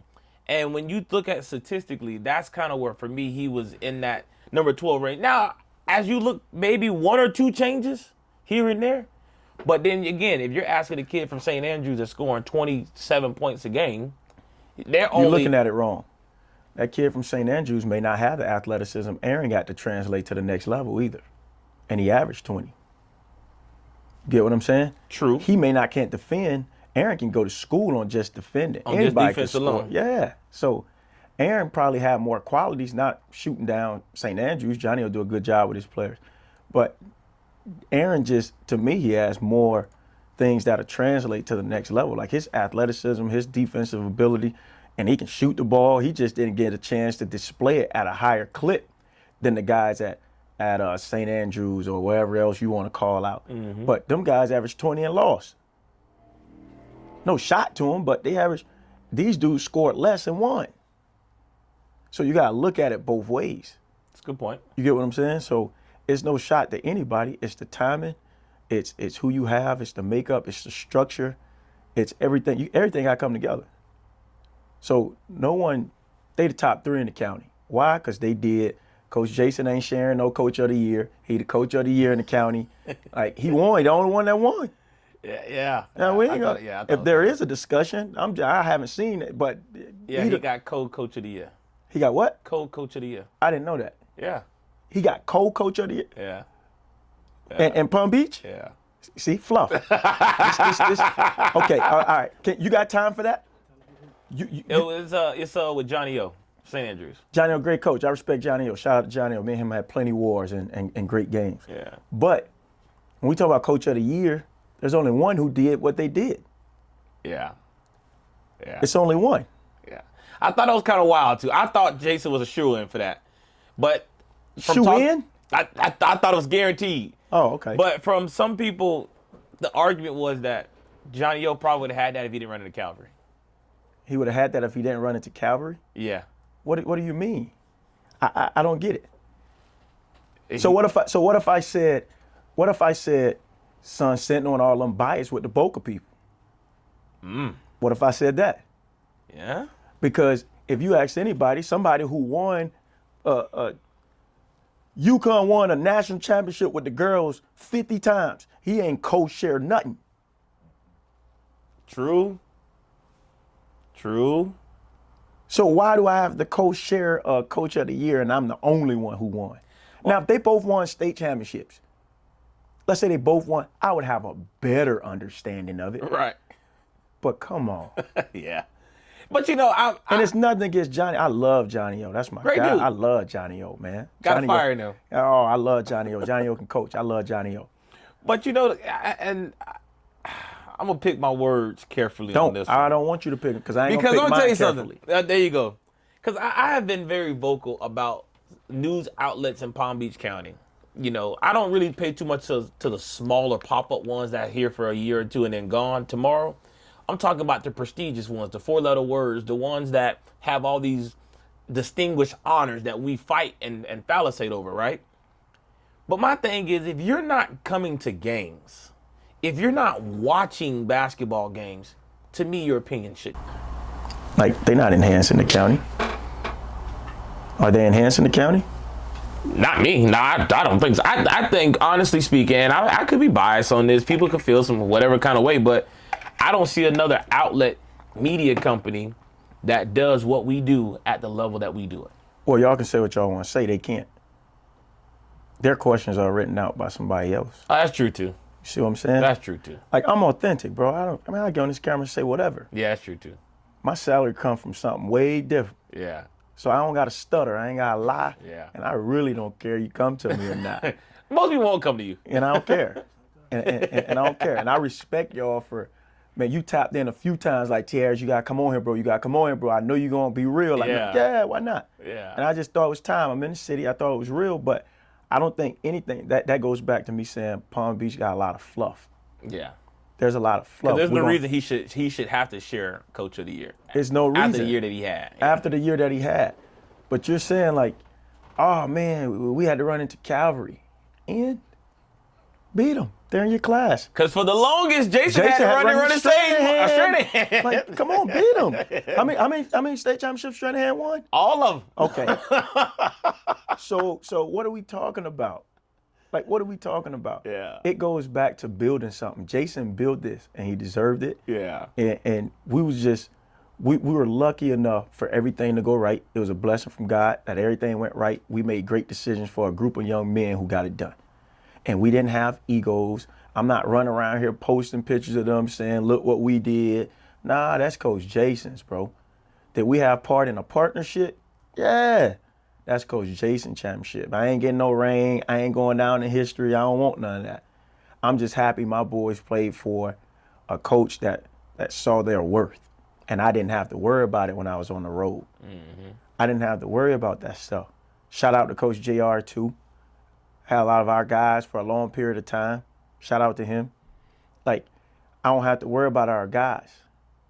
You know what I'm saying? So it worked out for everybody. So Jason can't be discredited. And anytime you discredit someone, I can dislike a coach.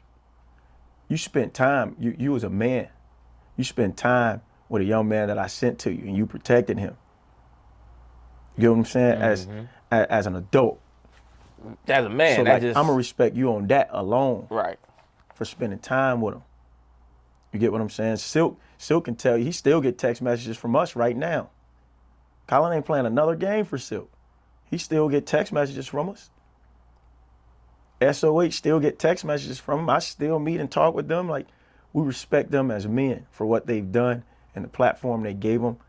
We can sit and disagree and have different opinions on basketball all day, but at the end of the day, we're men. We're going to put our egos aside, and we always going to build partnerships and relationships. That's Palm Beach problem. They don't do that. They don't have a relationship with the shoe teams down there. So they're afraid to send their kid down there because they're afraid the kid going to go to a different school. Mm-hmm. Well, why do you feel like that? Why do you feel like that? Because you don't have a relationship with them. You don't have a relationship with them. I call Coach Jason. Man, Coach Jason can talk about whatever. Coach, you were tripping tonight, man. You lost that game. I could tell him you lost that game by 1. They shouldn't have got 51 points anyways. Yeah. Like, me and him can talk like that. And he don't feel nothing. He can call me and say, hey, bro, you so-and-so tripping. I don't know what he had going on this summer. You ain't tell me. He can hold me accountable. And I'm going to hold my players accountable. We can have real conversations. And at the end of that conversation, we'll appreciate each other. That's what we need in Palm Beach. We need to make sure we're doing it as a community. And if it ain't your team, go support the team that it is for the moment. Because we got to show up in numbers. Because Broward does. They do all the time. They do it all the time. Because if they play a Palm Beach team and they kid ain't in the state championship, I bet they going to support that Broward team just so they can beat the Palm Beach team. They just don't want us to win. Right. You get what I'm saying? Because they know people like me going to stand up at Palm Beach. Exactly. So we gotta drop our insecurities, man. We gotta drop. Coach Jason is coach of the year, man. He got the top 3 players in the county. That's no debate. Don't argue with it. Don't talk about it. Just go read about it. You go read about it. Just go read about it, man. Respect. Man, Coach, I just want to say, man, I appreciate you for coming on again. And man, this conversation was powerful. Don't leave anything out either. Post it all. Listen, so they can hear it. We won't cut, edit. We going to just post it. Tell boss man you good. You Tell good. boss man you want to post all this. You want to post all of it, man. Because like I said, man, it's something that people needed to hear. It's a fresh perspective. It's an insight. And at the end of the day, it's what we want. It's authentic. Can we touch up on one more thing? Talk to me. Who has the Palm Beach County All-Star game here? There's a bunch of different people, but the one to me that matters the most is the one that we do, the best of Palm Beach. Okay. Let's talk about that. Let's talk about it. What would you say that brings to the county if all the good players went to it? What does that bring to the county if all the good players? All the best players in the county went to it. I mean, sponsorships. It's gonna help everybody. It's gonna help everybody. We can source it out and it help everybody. 1,000. It could become something national. It could be something big. But it'll never happen because we're in developing kids. We ain't got none of the good ones. So what All-Star game do you have? You see what I'm saying? We can't source it because we got to do a better job developing these kids. We need good players. You know what I'm saying? Good point. Now, so for those who do not know, we have obviously our producer and OG Rankin. There you go. He was sitting over here kind of quiet for a long time. He had to come help Melly Mel. I was whooping up on him. He had to come help Melly. He heard Melly Mel get too quiet. He had to come help Mel, man. I get it.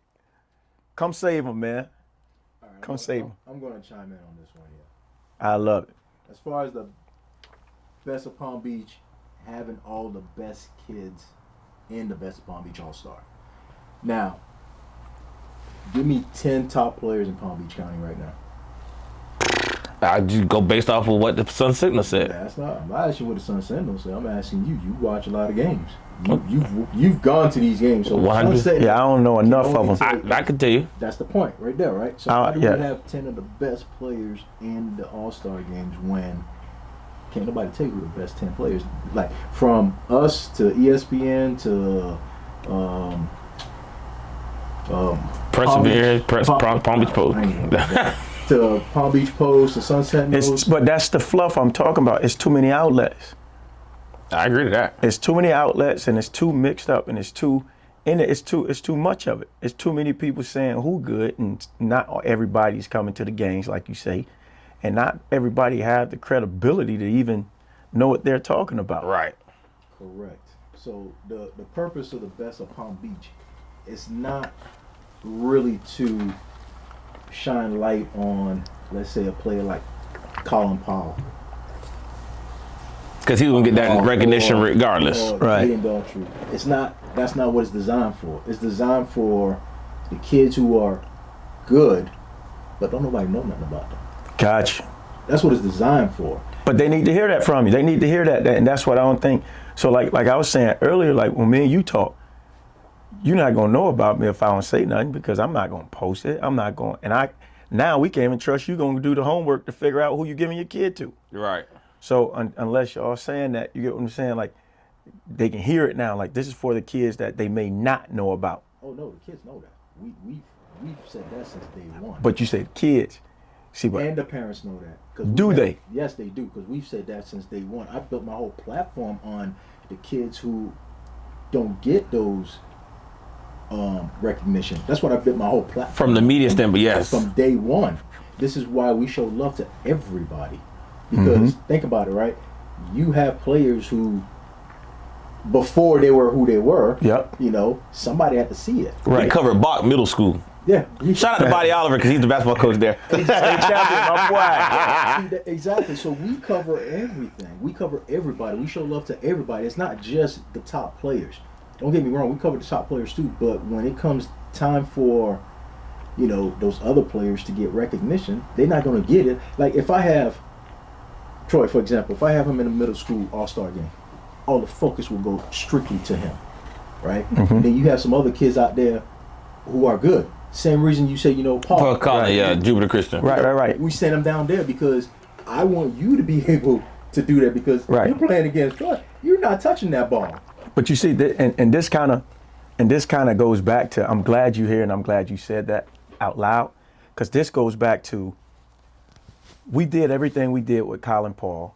I coached him his first year in 9th grade to make sure he was acclimated to high school, correct? And here's the thing. How come nobody's seen him being what he was going to be?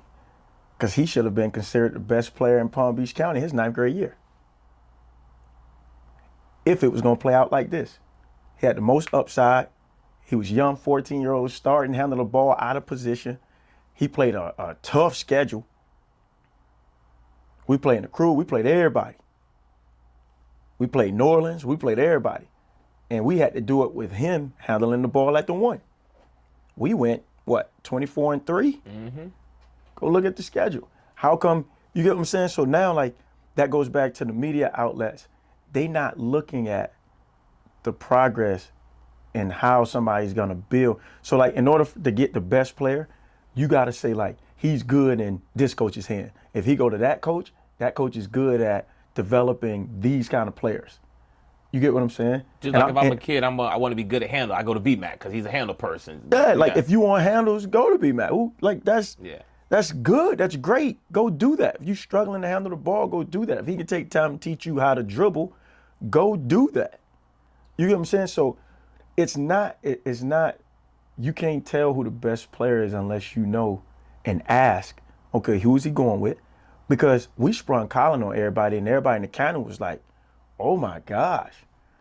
Like, where does he live? Nobody even knew he lived in Palm Beach County. I was never surprised by Colin. No, you've seen him. Yes. But you also had a son who was playing hella basketball too. Correct. Like, and again, that's the reason why I do this, because I looked at a lot of the players and I'm like, man, this player's real good, but you know what? Don't nobody know about this player. And that's always been my biggest thing. I agree with and you. in order for him to go, because how many kids have gone off to college in Palm Beach County and turn around and come right back? The only ones that really don't come back is the ones that go down south. Yeah. Because now they're used to it. But the ones in Palm Beach County, they turn their ass right back around and come home a year later. That is true. Facts. I was not about to have that. Or they played for a coach and we didn't even know they were that good, and now they're successful. Yeah. Exactly. You know what I mean? Like Yes. it can go either way. And that's what we're saying, that Palm Beach has to come back to development. It have to be a partnership. Like all these coaches, it should be a yearly coaching clinic. Maybe that's something y'all can help put together, as we said right now. Yeah, it should be a yearly coaching clinic. But the reality is coaches won't even support it. No. Why not though? Because. Again, shout out to my boy Ocho, Jonathan Ocho, coach with me at Jupiter Christian, my assistant. He's at Palm Beach State right now. Like, you look at what's around you guys. Palm Beach State did a phenomenal job. Head coach did a phenomenal job. Great job.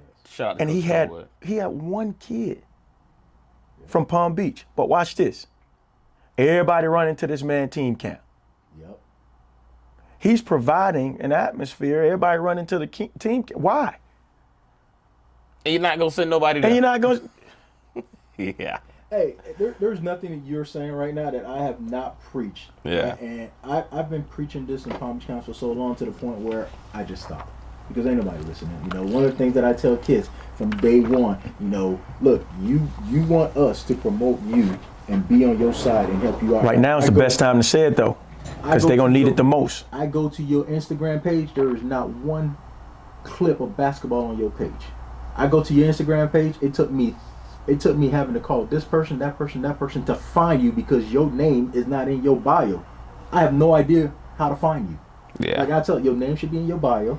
If you love the sport that you play, that should be on your page somewhere, at least a picture, something. Let me know. You go to the page, it's blank. There's nothing been posted. All right? I understand not every kid loves social media, but yeah, I get you. At least have something that says, I play basketball. I'm in the class of 2026. I go to this school, right? Whose fault is that, though? Whose fault it is? It's the parents' fault. Parents. But who are the? And this goes back to what I say. People get mad at me, but guess what? My guys have somebody they can trust. It ain't gotta be me. Find somebody you can trust. Yes. Find somebody you can trust that has a basketball mind, that can speak for you, that has resources and got credibility. So when they go to somebody, they can talk with some sense. Mm-hmm. And that's what a lot of these kids don't have. They have parents that's navigating them through a process that they have no idea what goes on behind closed doors. True. Yeah. Like I'm huge on, hey, don't drop your kid off. Sit in this practice. Yes. Yeah. Cause I'm gonna say to him what I want to say, and I want you to know what I'm saying to him. Just the other day, it's funny because we was laughing about it. I told a parent, hey, your son decided to jog. I went to one of our practices because I go to our practices when I get back. I said, your son decided to jog. Start the car and get him out of here. He'd make that decision again. Yeah, so make sure you got your keys, start your car, and get him out of here. He decided that again. Because if I let him do it, it's just teaching everybody else, hey, go ahead, bro. You can get off on the coaches. They don't care. Just jog, bro. Just, man, get with somebody that can speak with y'all, speak with your kids, and the kids can relate to them in a way that they know when we step between these lines, it's business. I'm not your friend. I love you to death. But I'm not your friend. Hey, man, trust me, I'm 100% on what you said. You know how many times he's been trying to get me to come to the studio and do an interview and I won't do it for the simple fact that I speak my truth. I'm going to tell her how it is.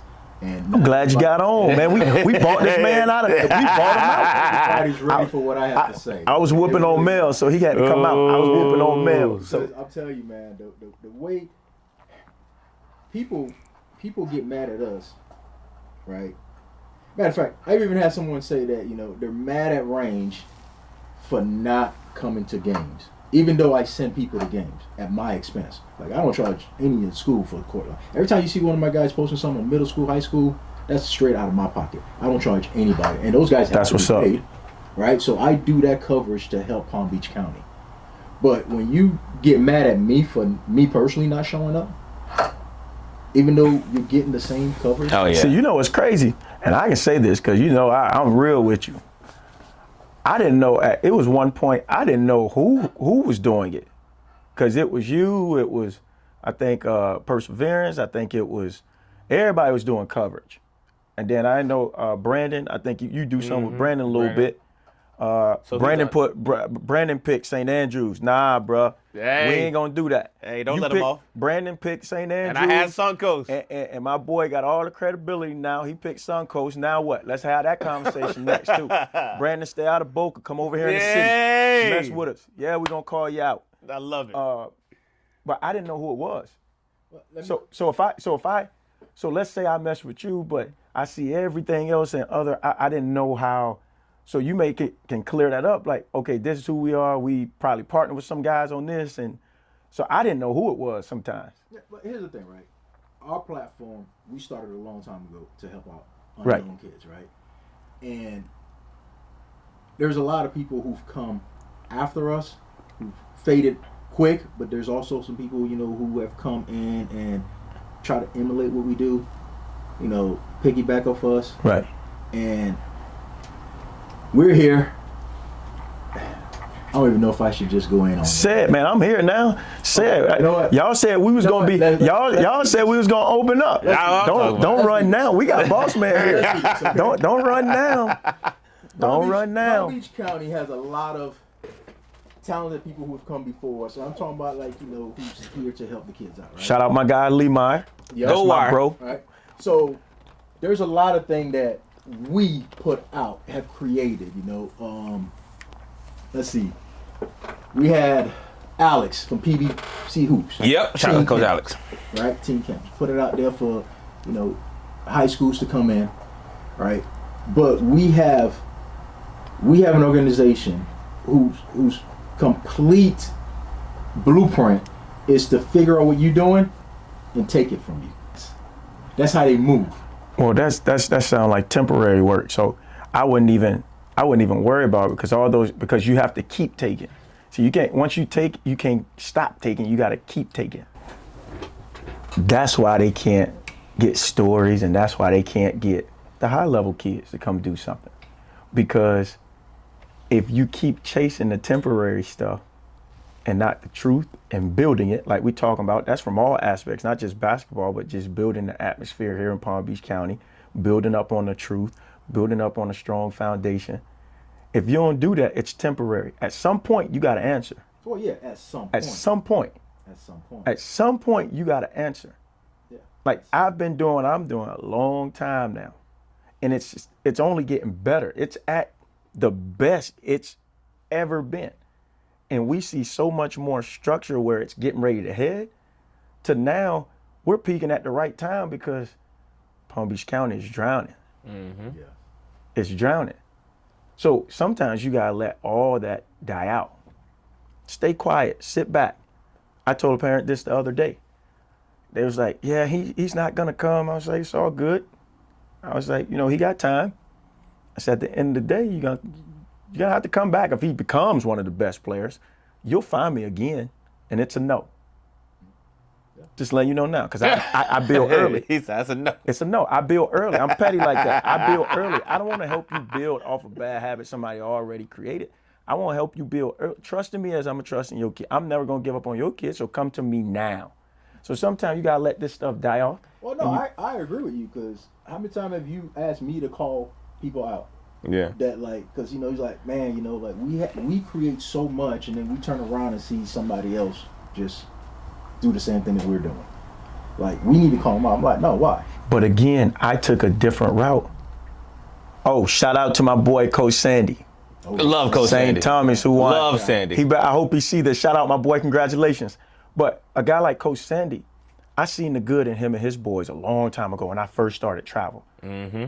And I hope he comment on this because I called him. Hey, bro, you got some of the best boys. Hey, I need to play. Come scrimmage my boy. Come scrimmage. I learned a lot from that stuff. It was competitive. We got refs. We're doing all this. He drove from Broward to my gym in Jupiter and came and that stuff people not seeing. We had referees in there. It was like a full-out game. A real game. They drove from Palm Beach. Yeah. No, Sandy's good like that, man. And I say that to say this. You got guys like a Sandy that people may not understand. Coach Sandy had all his tribal boys. He built them. All those guys that's on his team? So it goes back to, if you just build, the results are there. If you just build. And how many state championships he got? Back to back. 2. Think about that. CJ Westbrook, player of the year. I know about Sandy. And matter of fact, you know what? I can show my resume about how many players that I knew were going to be good, because if you ask probably in Palm Beach County, and Broward, Orlando, any of those areas, right? Let's say 10 of their top players from, let's say 2020 to now, right? How many of them, their very first mix or interview, who was it with? Or cover, yeah. 7 out of the 10 will tell you Rangeman Films. Will tell you us. How many out of Palm Beach? Out of Palm Beach, probably 10 out of 10. Out of Palm Beach. Kyrie, very first interview. Very first highlight mix. Us. Caden with the cages. Caden Daughtry. Ask him. With the Like, cage. ask these kids; they'll tell you their very first. Because another thing I was very high on in the beginning was interviewing kids starting in middle school when they were young. Because a lot of our kids, they cannot speak in front of the camera. Right. So I was very big. So we That's started huge. interviewing kids when they were very young. See, that's a piece people don't hear you say, No, though. they don't. And until you get on here, they're not going to know. But you're right, though. But you know, I've been doing it for so long that I've taken like a. You assume they should know. I assume they That's should what know, that. yes. But that's my problem. But I can say this too. You and I, we're probably losing out on showing somebody's gift because we're assuming and we're sitting in the back watching it happen too. So that's why we got to say these things. We got to talk more. We got to, I don't speak at all. Yeah. I just stay back and I chill. But Nah, that's a fact, man. it's- If you never brought up Best of Palm Beach, I probably wouldn't have said nothing the whole you time. probably wouldn't. But guess what? How many people gonna come over here and ask you and question you about it? None. You see what I'm saying? And I'm hoping you respect me for asking and not do. say, I really man, do. Coach T, man, I don't mess with Buddy because he got on there and called me out of the blue. Nah, that's not how it is. No, I do. It's I respect you for the fact. because I'm learning some stuff I ain't know. Yeah, like you say, and a lot of people don't understand. But this is how I built the Best of Palm Beach to begin with. This is how I built. Like my whole platform was just always. It's not meant for. So what do we need to get rid of? And what do we need more of? You talking about in the Best of Palm Beach or just Palm in Beach general? County in general. With what you've built, What we need to get rid of, honestly, is we need to get rid of coaches who only coach for that stipend. Not even stipend, just for the wins. Just because the stipends ain't even that much. At least now. it's free. That's free. Yeah. If you All for coaching the it, you coaching for free. All for the win. yeah. Oh, but hold on. Coaching for No, legacy. Rewind. I know you guys say it's free, but there are some schools out there that 100%. that get paid. I can The tell brown you a few paper of bag. them. Oh, you know I know. You know I know that. I know where all the skeletons. Don't look at me, are. bro. Yeah, you know I know Don't that. look at me, I bro. said Don't look what at I me. said. You know I know. I said what I said because I know where the skeletons are buried. Hey, but Yes, what's wrong with that though? There's nothing wrong. Nothing. With it. You know what I'm There's saying? nothing wrong with it. But if you're going to do that, that's fine. But don't make it seem like it's not. You know? Right. Just be honest with it. Just don't make it seem like it's not. Right.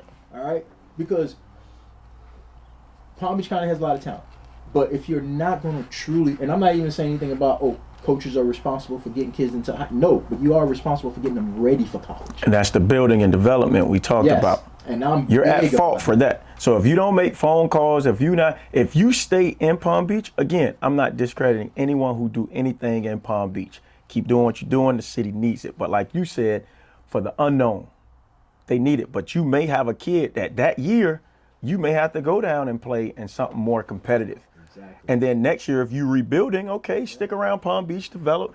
It's just a timing thing. But don't get a kid and, like I said earlier, put them in a chokehold because you afraid and insecure to go somewhere else and put them on display. Yeah. So get this. If I don't tell you half of the stuff that go on with Harris Athletics, Mel got the receipts just in case anybody wanted to say anything. I got receipts. He gonna light you up. So don't even try to post anything in the comment. He gonna light you up. I'm telling you now. And I can't wait for somebody to get wrong and say, nah, they lying. Go ahead, say something. He got the receipts. I got all receipts. More people know who we are nationally than here in Palm Beach County. Yeah, I believe that. Think about it. They know us more nationally than they do in Palm Beach County. We had kids flying in to train all that stuff from all over the place at my gym. More kids nationally at a higher level came to us. So the quality was good. So we didn't have to chase Palm Beach people who just want to go to Joe Smo, go here, do that. Nah, but we want serious people. We want people who invested in this. And that's the problem with Palm Beach. They keep searching for something temporary to get what they need, but they not coming up with a whole blueprint. Like you say, all right, man, if I'm going to bring this good team over here and take them out of their environment, which I think Lake Worth would have been, that environment, it don't get no cutthroat than that. You get what I'm saying? So if you're going to bring them over here, already had the resources lined up. Mm-hmm. So that's, again, another decision that they made without the correct resources in front of kids that could have been great here in Palm Beach County. Yes, and Lake Worth is cutthroat, bro. It's cutthroat. Them boys, there's some dogs over there, man. Yeah. I play with them boys, man. Them boys some dogs, man. There's something else in that water. Yeah. My boy, My boy AJ Green, all them boys. Man, them boys, dogs, man. Bobo, Marv. Avery Shout out to Brooks, Marv, All Woo American this Baby. year. Yeah. Yeah, so what you're saying is true, man, and we just gotta do a better job of it. And I'm hoping all the coaches hear this, man. I hope they don't get, sensitive or they get. They will, but to hell with it. I am gonna put this out there. I'm gonna give a shout out to my wife, Kim. Mm-hmm. Right, I'm gonna put this out here. Right? Shout out, Miss Kim. That Lake Worth team, Bobo, Merv, Zakai, she put that team together. That's what's up. She was the one who, when we used to go to the gym to do little Saturday, run around and stuff with Stone. She looked at all those boys and be like, "Man, why isn't there a basketball team for these kids? They're pretty good." There was none. They didn't have a coach. They didn't have the money. But y'all going back to the same thing. Yeah. Us having the kids and players, Just not the resources. just no resources. Yeah, and but- you take that out the way and say, You see what I'm saying? Here's what we did though. We provided that. Me and her provided the resource. We Shout out to y'all provided all then. that, and we put them together as a team. They got two championships from that third grade team, that third and fourth grade team. They were beating everybody. Like I'm talking about, they were beating everybody. But Now imagine all them stayed together. that was the plan. That was always the plan, man. That was always the plan. But lack that's of not- resources. but that's not the team that had left. That was my older. But that team right there should have been like, they should have ended up going to a high school together, right? I hope the coach is hearing this, man. It goes all back. Should have done that. there's a part two to that, because that team that she's referring to transformed into another team, which became Stone, Marvell, Ian, South Florida Knights. Nate Sasser. So that group right there, imagine if Marvell, Hold on real quick. Let me cut you off. Who his names again? Marvell, Stone, Sunko. Ian, Sunko. Nate. Suncoast. I'm gonna leave that Hey, don't discredit my boy though. Hey, they were there. I gotta say it. Don't discredit my boy though. You see, he coached them. Jason was very smart about it, right? Because Jason had always been a Stone fan since day one. Watch this though. Right. What middle school did Stone go to? Sacred Heart, Somerset. Sacred Heart. Heart. I had Devin Hines too. Oh, he was a baller. I had Devin Hines at Newman. How come I ain't get? That's my feeder. Why I ain't get him? You gotta talk to him about that one. Jason was very strategic. Jason on that won. one. All right, I'm gonna holler at won. Jason then. I'm gonna holler at Big Bro about that one. Then. I'm gonna holler at Big Bro. One thing Jason knew though, if Stone goes there, everybody else will, because he's been their point guard for all those years. Yeah. So if he went there, everybody else would. See, so that goes to show you. I'm glad we talked about Yeah. that. Coach Jason did what he was supposed to do. Yeah. That's true. So Yeah. There we That go. was smart, and I didn't really put that together until just now. to just now. To See, just we now. just got to talk more. Yeah. When To just now. you just need the truth, and you need real minds that don't mind saying it. Jason knew he did not have to talk to anybody, But he got that one. right? He just wanted his point guard, then the dominoes would fall. Yep. Plain and simple. Shout out to Ian playing Division I basketball. Yeah. Good stuff. Yeah, man. But it goes back. That's why Harris Athletics was built. Yeah. Like I wanted to really include myself in the basketball world in South Florida and be one of the ones to help with it. And if we ain't being honest and we not being like all them boys, again, Palm Beach is my city. The day I die, I'm a Palm Beach County native. Played here, went to school here, everything. Always gonna back it. Always gonna go for our kids. We didn't have a lot of kids that was outside of Palm Beach County. I think we've only had the one that from out of town, really, and Jameer that was from Broward. But it was Palm Beach kids on our team. And we went and did the unthinkable. Playing Tyron Stokes at the number one team. We held them 7 points at Nike finale. We out there playing against CP3 team. They got all the 5 stars. Yeah. We took a team like that and did something that a lot of people are trying to do. We already did it. And we even pushed the envelope and went further and played post-grad in the 9th grade to prep them for high school. So we're not trying to just go out here and win games. We trying to focus on the development and get our guys ahead. If I can get my guys 2 to 3 years ahead, everything will be all right. You're always thinking years ahead. Like, hey, man, this team stay together later on. We can develop this team. We need somebody to develop. And there was no one to do that. And then they had to outsource it So why is it a program? Why is a program outsourcing something? Why they don't have it within the program? Why am I outsourcing? Nothing against them, the other trainers. Go do what y'all do, bro. Make that bread, go train. But I'm not going to an organization that got to outsource somebody to come in. Why am I coming to you then? I can go straight to them. I go straight to them. Doesn't make sense. That is true. You get what I'm saying? That is true. So it's not, when I say no to a lot of people, it's not because I just don't want to fight the words of other people with you. I'm not going to sit here and talk to y'all about why you need to do this when you told me so-and-so told you to do it like this. Can't do it, buddy. You go do your thing. So we got to have better resources. And let's call a spade a spade. Yeah. How many coaches have a good player and that player can tell you, hey, nah, coach got an old roller deck, boy. He can call some folk. I'm just asking. None. There's none in Palm Beach County that I can tell you of, to be honest with you. Me? Yeah, but I can. You can do it, but you're different. I appreciate that. You're different. And I'm just saying, I built that. Yeah, and then on top of that too, I'm talking about like high school coaches in Palm Beach County. Yeah. I got you. You know what I mean? I got you. I'm not talking about like the guys who. You talking about real decision makers. You talking about guys that Exactly. got the jobs now. The guys who can make it happen.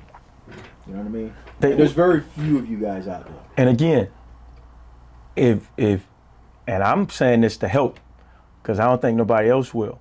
If you're lacking resources as a coach, you're doing a huge disservice. Don't ask for a good player with no resources. Because when it's time to ring that bell we've been talking about, You got to answer that call. you got to answer that call. You get what I'm saying? So if you don't have the resources, put him with someone who is and help his family like navigate through all that. You can be part of it still, but don't just try to, again, put them in a chokehold and let them just die over there in your program and there's no resources. And it goes back to y'all question, why do parents think it's the coaches? Well, yes and no, but parents, do you got resources, coaches?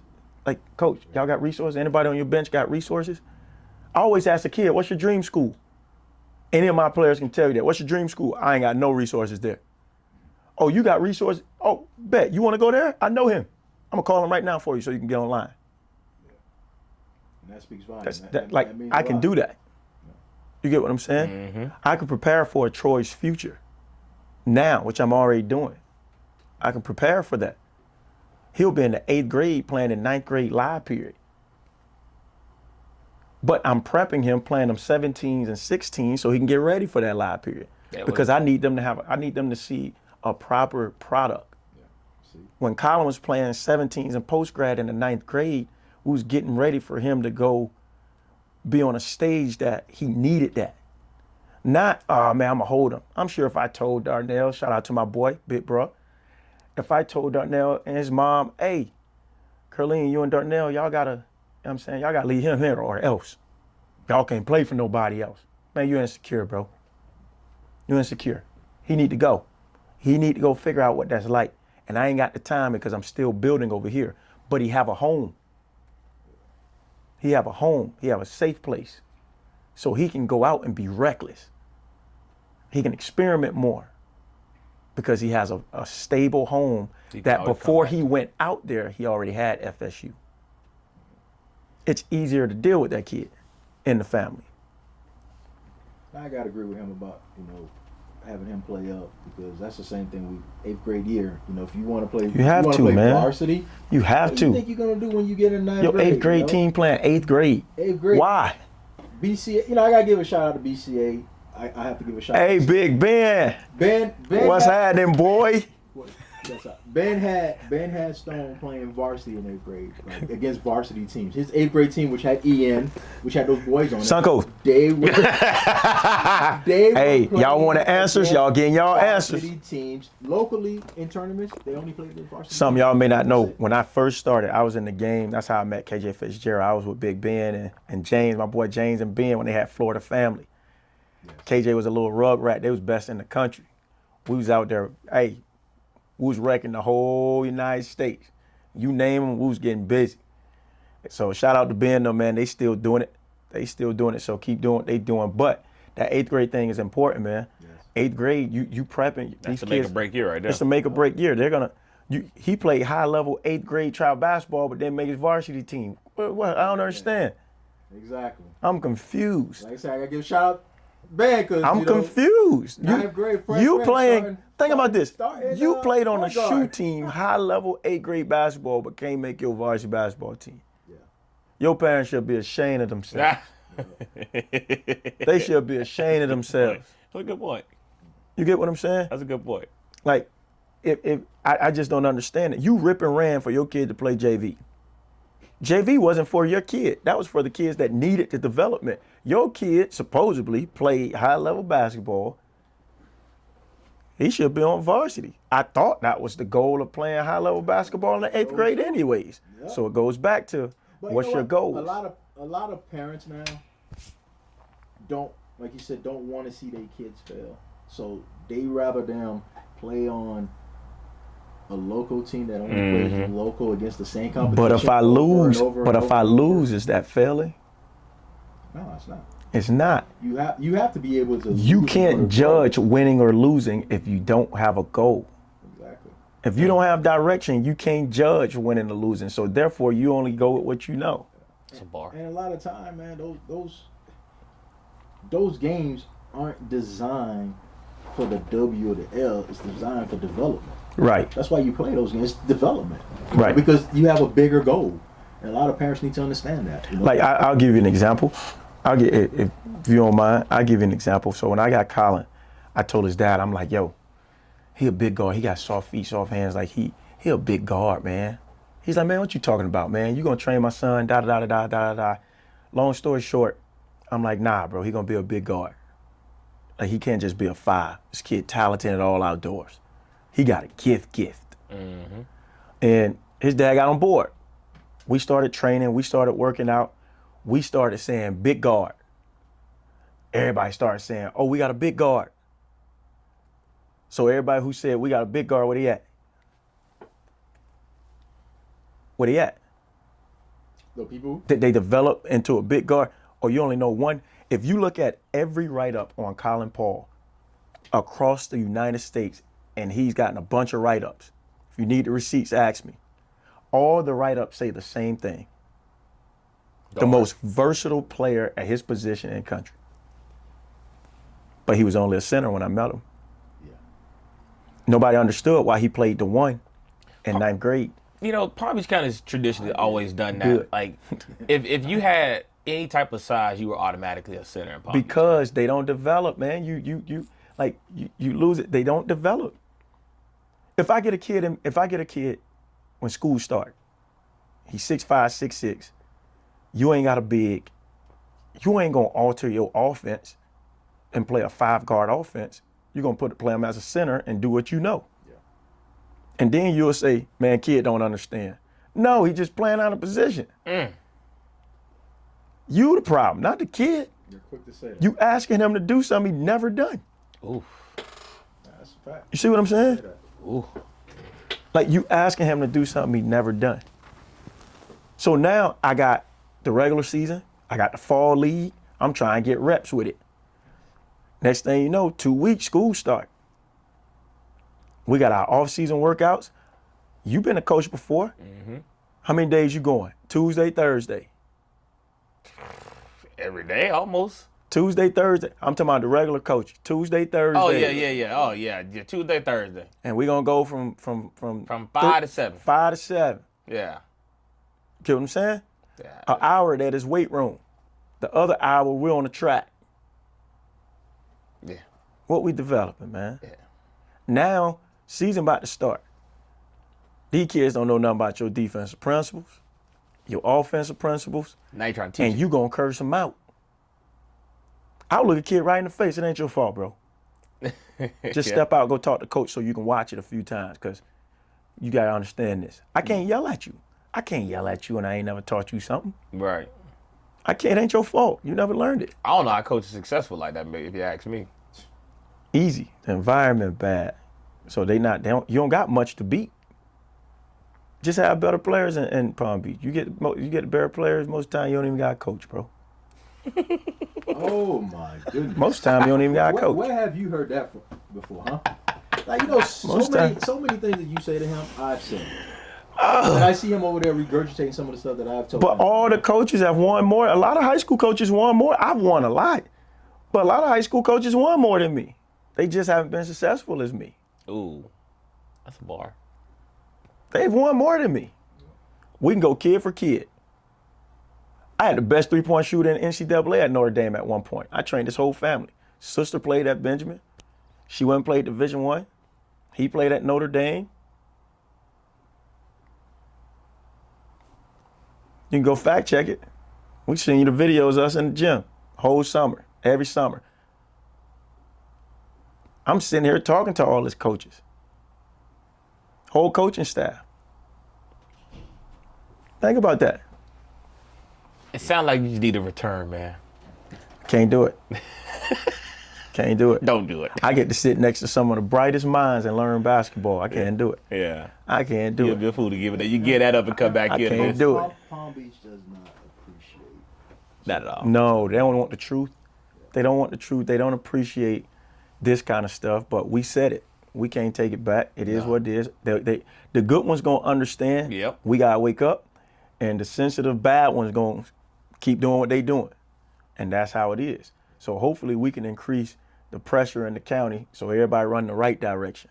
Yeah, that's true. Look, let me say this, right? At the Best of Palm Beach, the one we just had, the high school, the girls' games, right? Hey, we starting the girls team for the first year coming up, by the way. And Harris make sure this Athletic year, it's going to be our first Harris Athletics girl year. There you go. So we're going to tap into this girl basketball, Okay. and we're gonna talk about the same thing, too. Okay. So we want to take it all over. So we're going to do the girls, too. So we getting ready to start this summer, too. So look out for that. Okay. So the way we did, right? You had your first two games, mixture of the girls. So after that game, we took the best girls from all four teams Right, and made two teams. right. Friday. And we had a parent ripped us about it and stuff. I'm like, don't you want the best of the best to play against each other? No.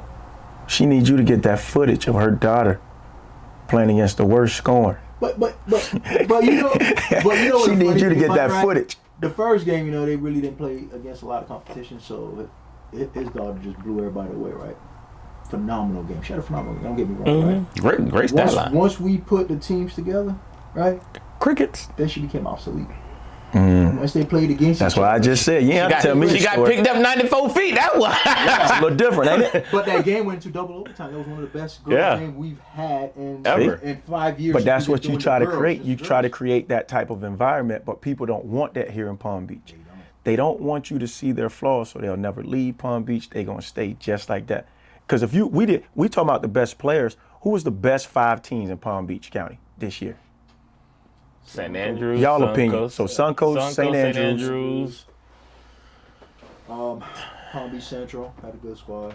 Central, Wellington, Dwyer, Jupiter, Dwyer. Wellington, Dwyer. Yeah. Those are the 5. Those are the 6. We gave 6, but yeah. Who? Jupiter, Wellington, Dwyer, Jupiter. Central, Suncoast, and St. Andrews. So either way, y'all got 6 of them. Yeah. Now let's think about the last 7 to 8 years. Everybody outside of Palm Beach Central, you probably calling out the same teams. Oh, yeah. Why is that? Lake Worth. Well, they know they had a run. Prior to last year. Lake Worth was in there for a few years. Yes, Lake they were. Worth was in there a few years. Lake Worth had Bobo. Yeah, they was in there. I for said they had a run. They had a run. Lake Worth was in there for. Lake Worth was in there a few years. Yeah. But I say that because look at the drop from season to season. Yeah. You get what I'm saying? We shouldn't have those big of a dip. What are we doing about? So if we got a kid, we're gonna have him for 2-3 more years, and we successful. He won the best player. He player of the year, young. We got dudes around him. This group gonna stay together. We winning. We going everywhere we're playing. And then when they leave, why you starting all over? What's the point of your JV, freshman, and development teams? Most of the time, they don't even pull from those anymore. That's what I'm saying. Because ain't nobody developing. I appreciate you keep saying everything I was saying. They're not developing, they're not building their own. They're not. And if you're not doing that, just make sure the structure is there to work with somebody that will help you do that. So make sure they're not losing the structure and they're not losing the discipline. Like, perfect example. I don't think high school coaches, like when I was coaching, bro, I'm not going to the county meetings. I ain't going to scheduling, bro. You don't get paid for that. Call me. My contract is not during that time of year. Call me. I know that's right. I don't get paid for that. The coaches don't get paid for half the stuff they do. So you think they gonna go through a whole season, get home at 11 o'clock every night, 12 o'clock if you're going out to Glade Central. Like, you think they gonna do that every night, and then after all that done, train your kid that never understood this anyways? So it's our job to make sure they get it. Yep. They just ain't got time. They don't get paid. Some of them. Some of them. But now with new rules, boosters can pay the max dollars now, so that's about to change a little bit. You really think You so? still got to value it though. You got to be a good coach though. Yeah, exactly. Well, So how much money you work, like NIL for players, NIL you getting for paid coaches. based on how good you are, and then that image, and like it's like you. somebody gonna get a bag to somebody, and that's what they think their value gonna be. Good luck. Yeah. Good luck. You better vet them, and you better make sure you understand what's going on. Get that money, coaches. I ain't mad at you.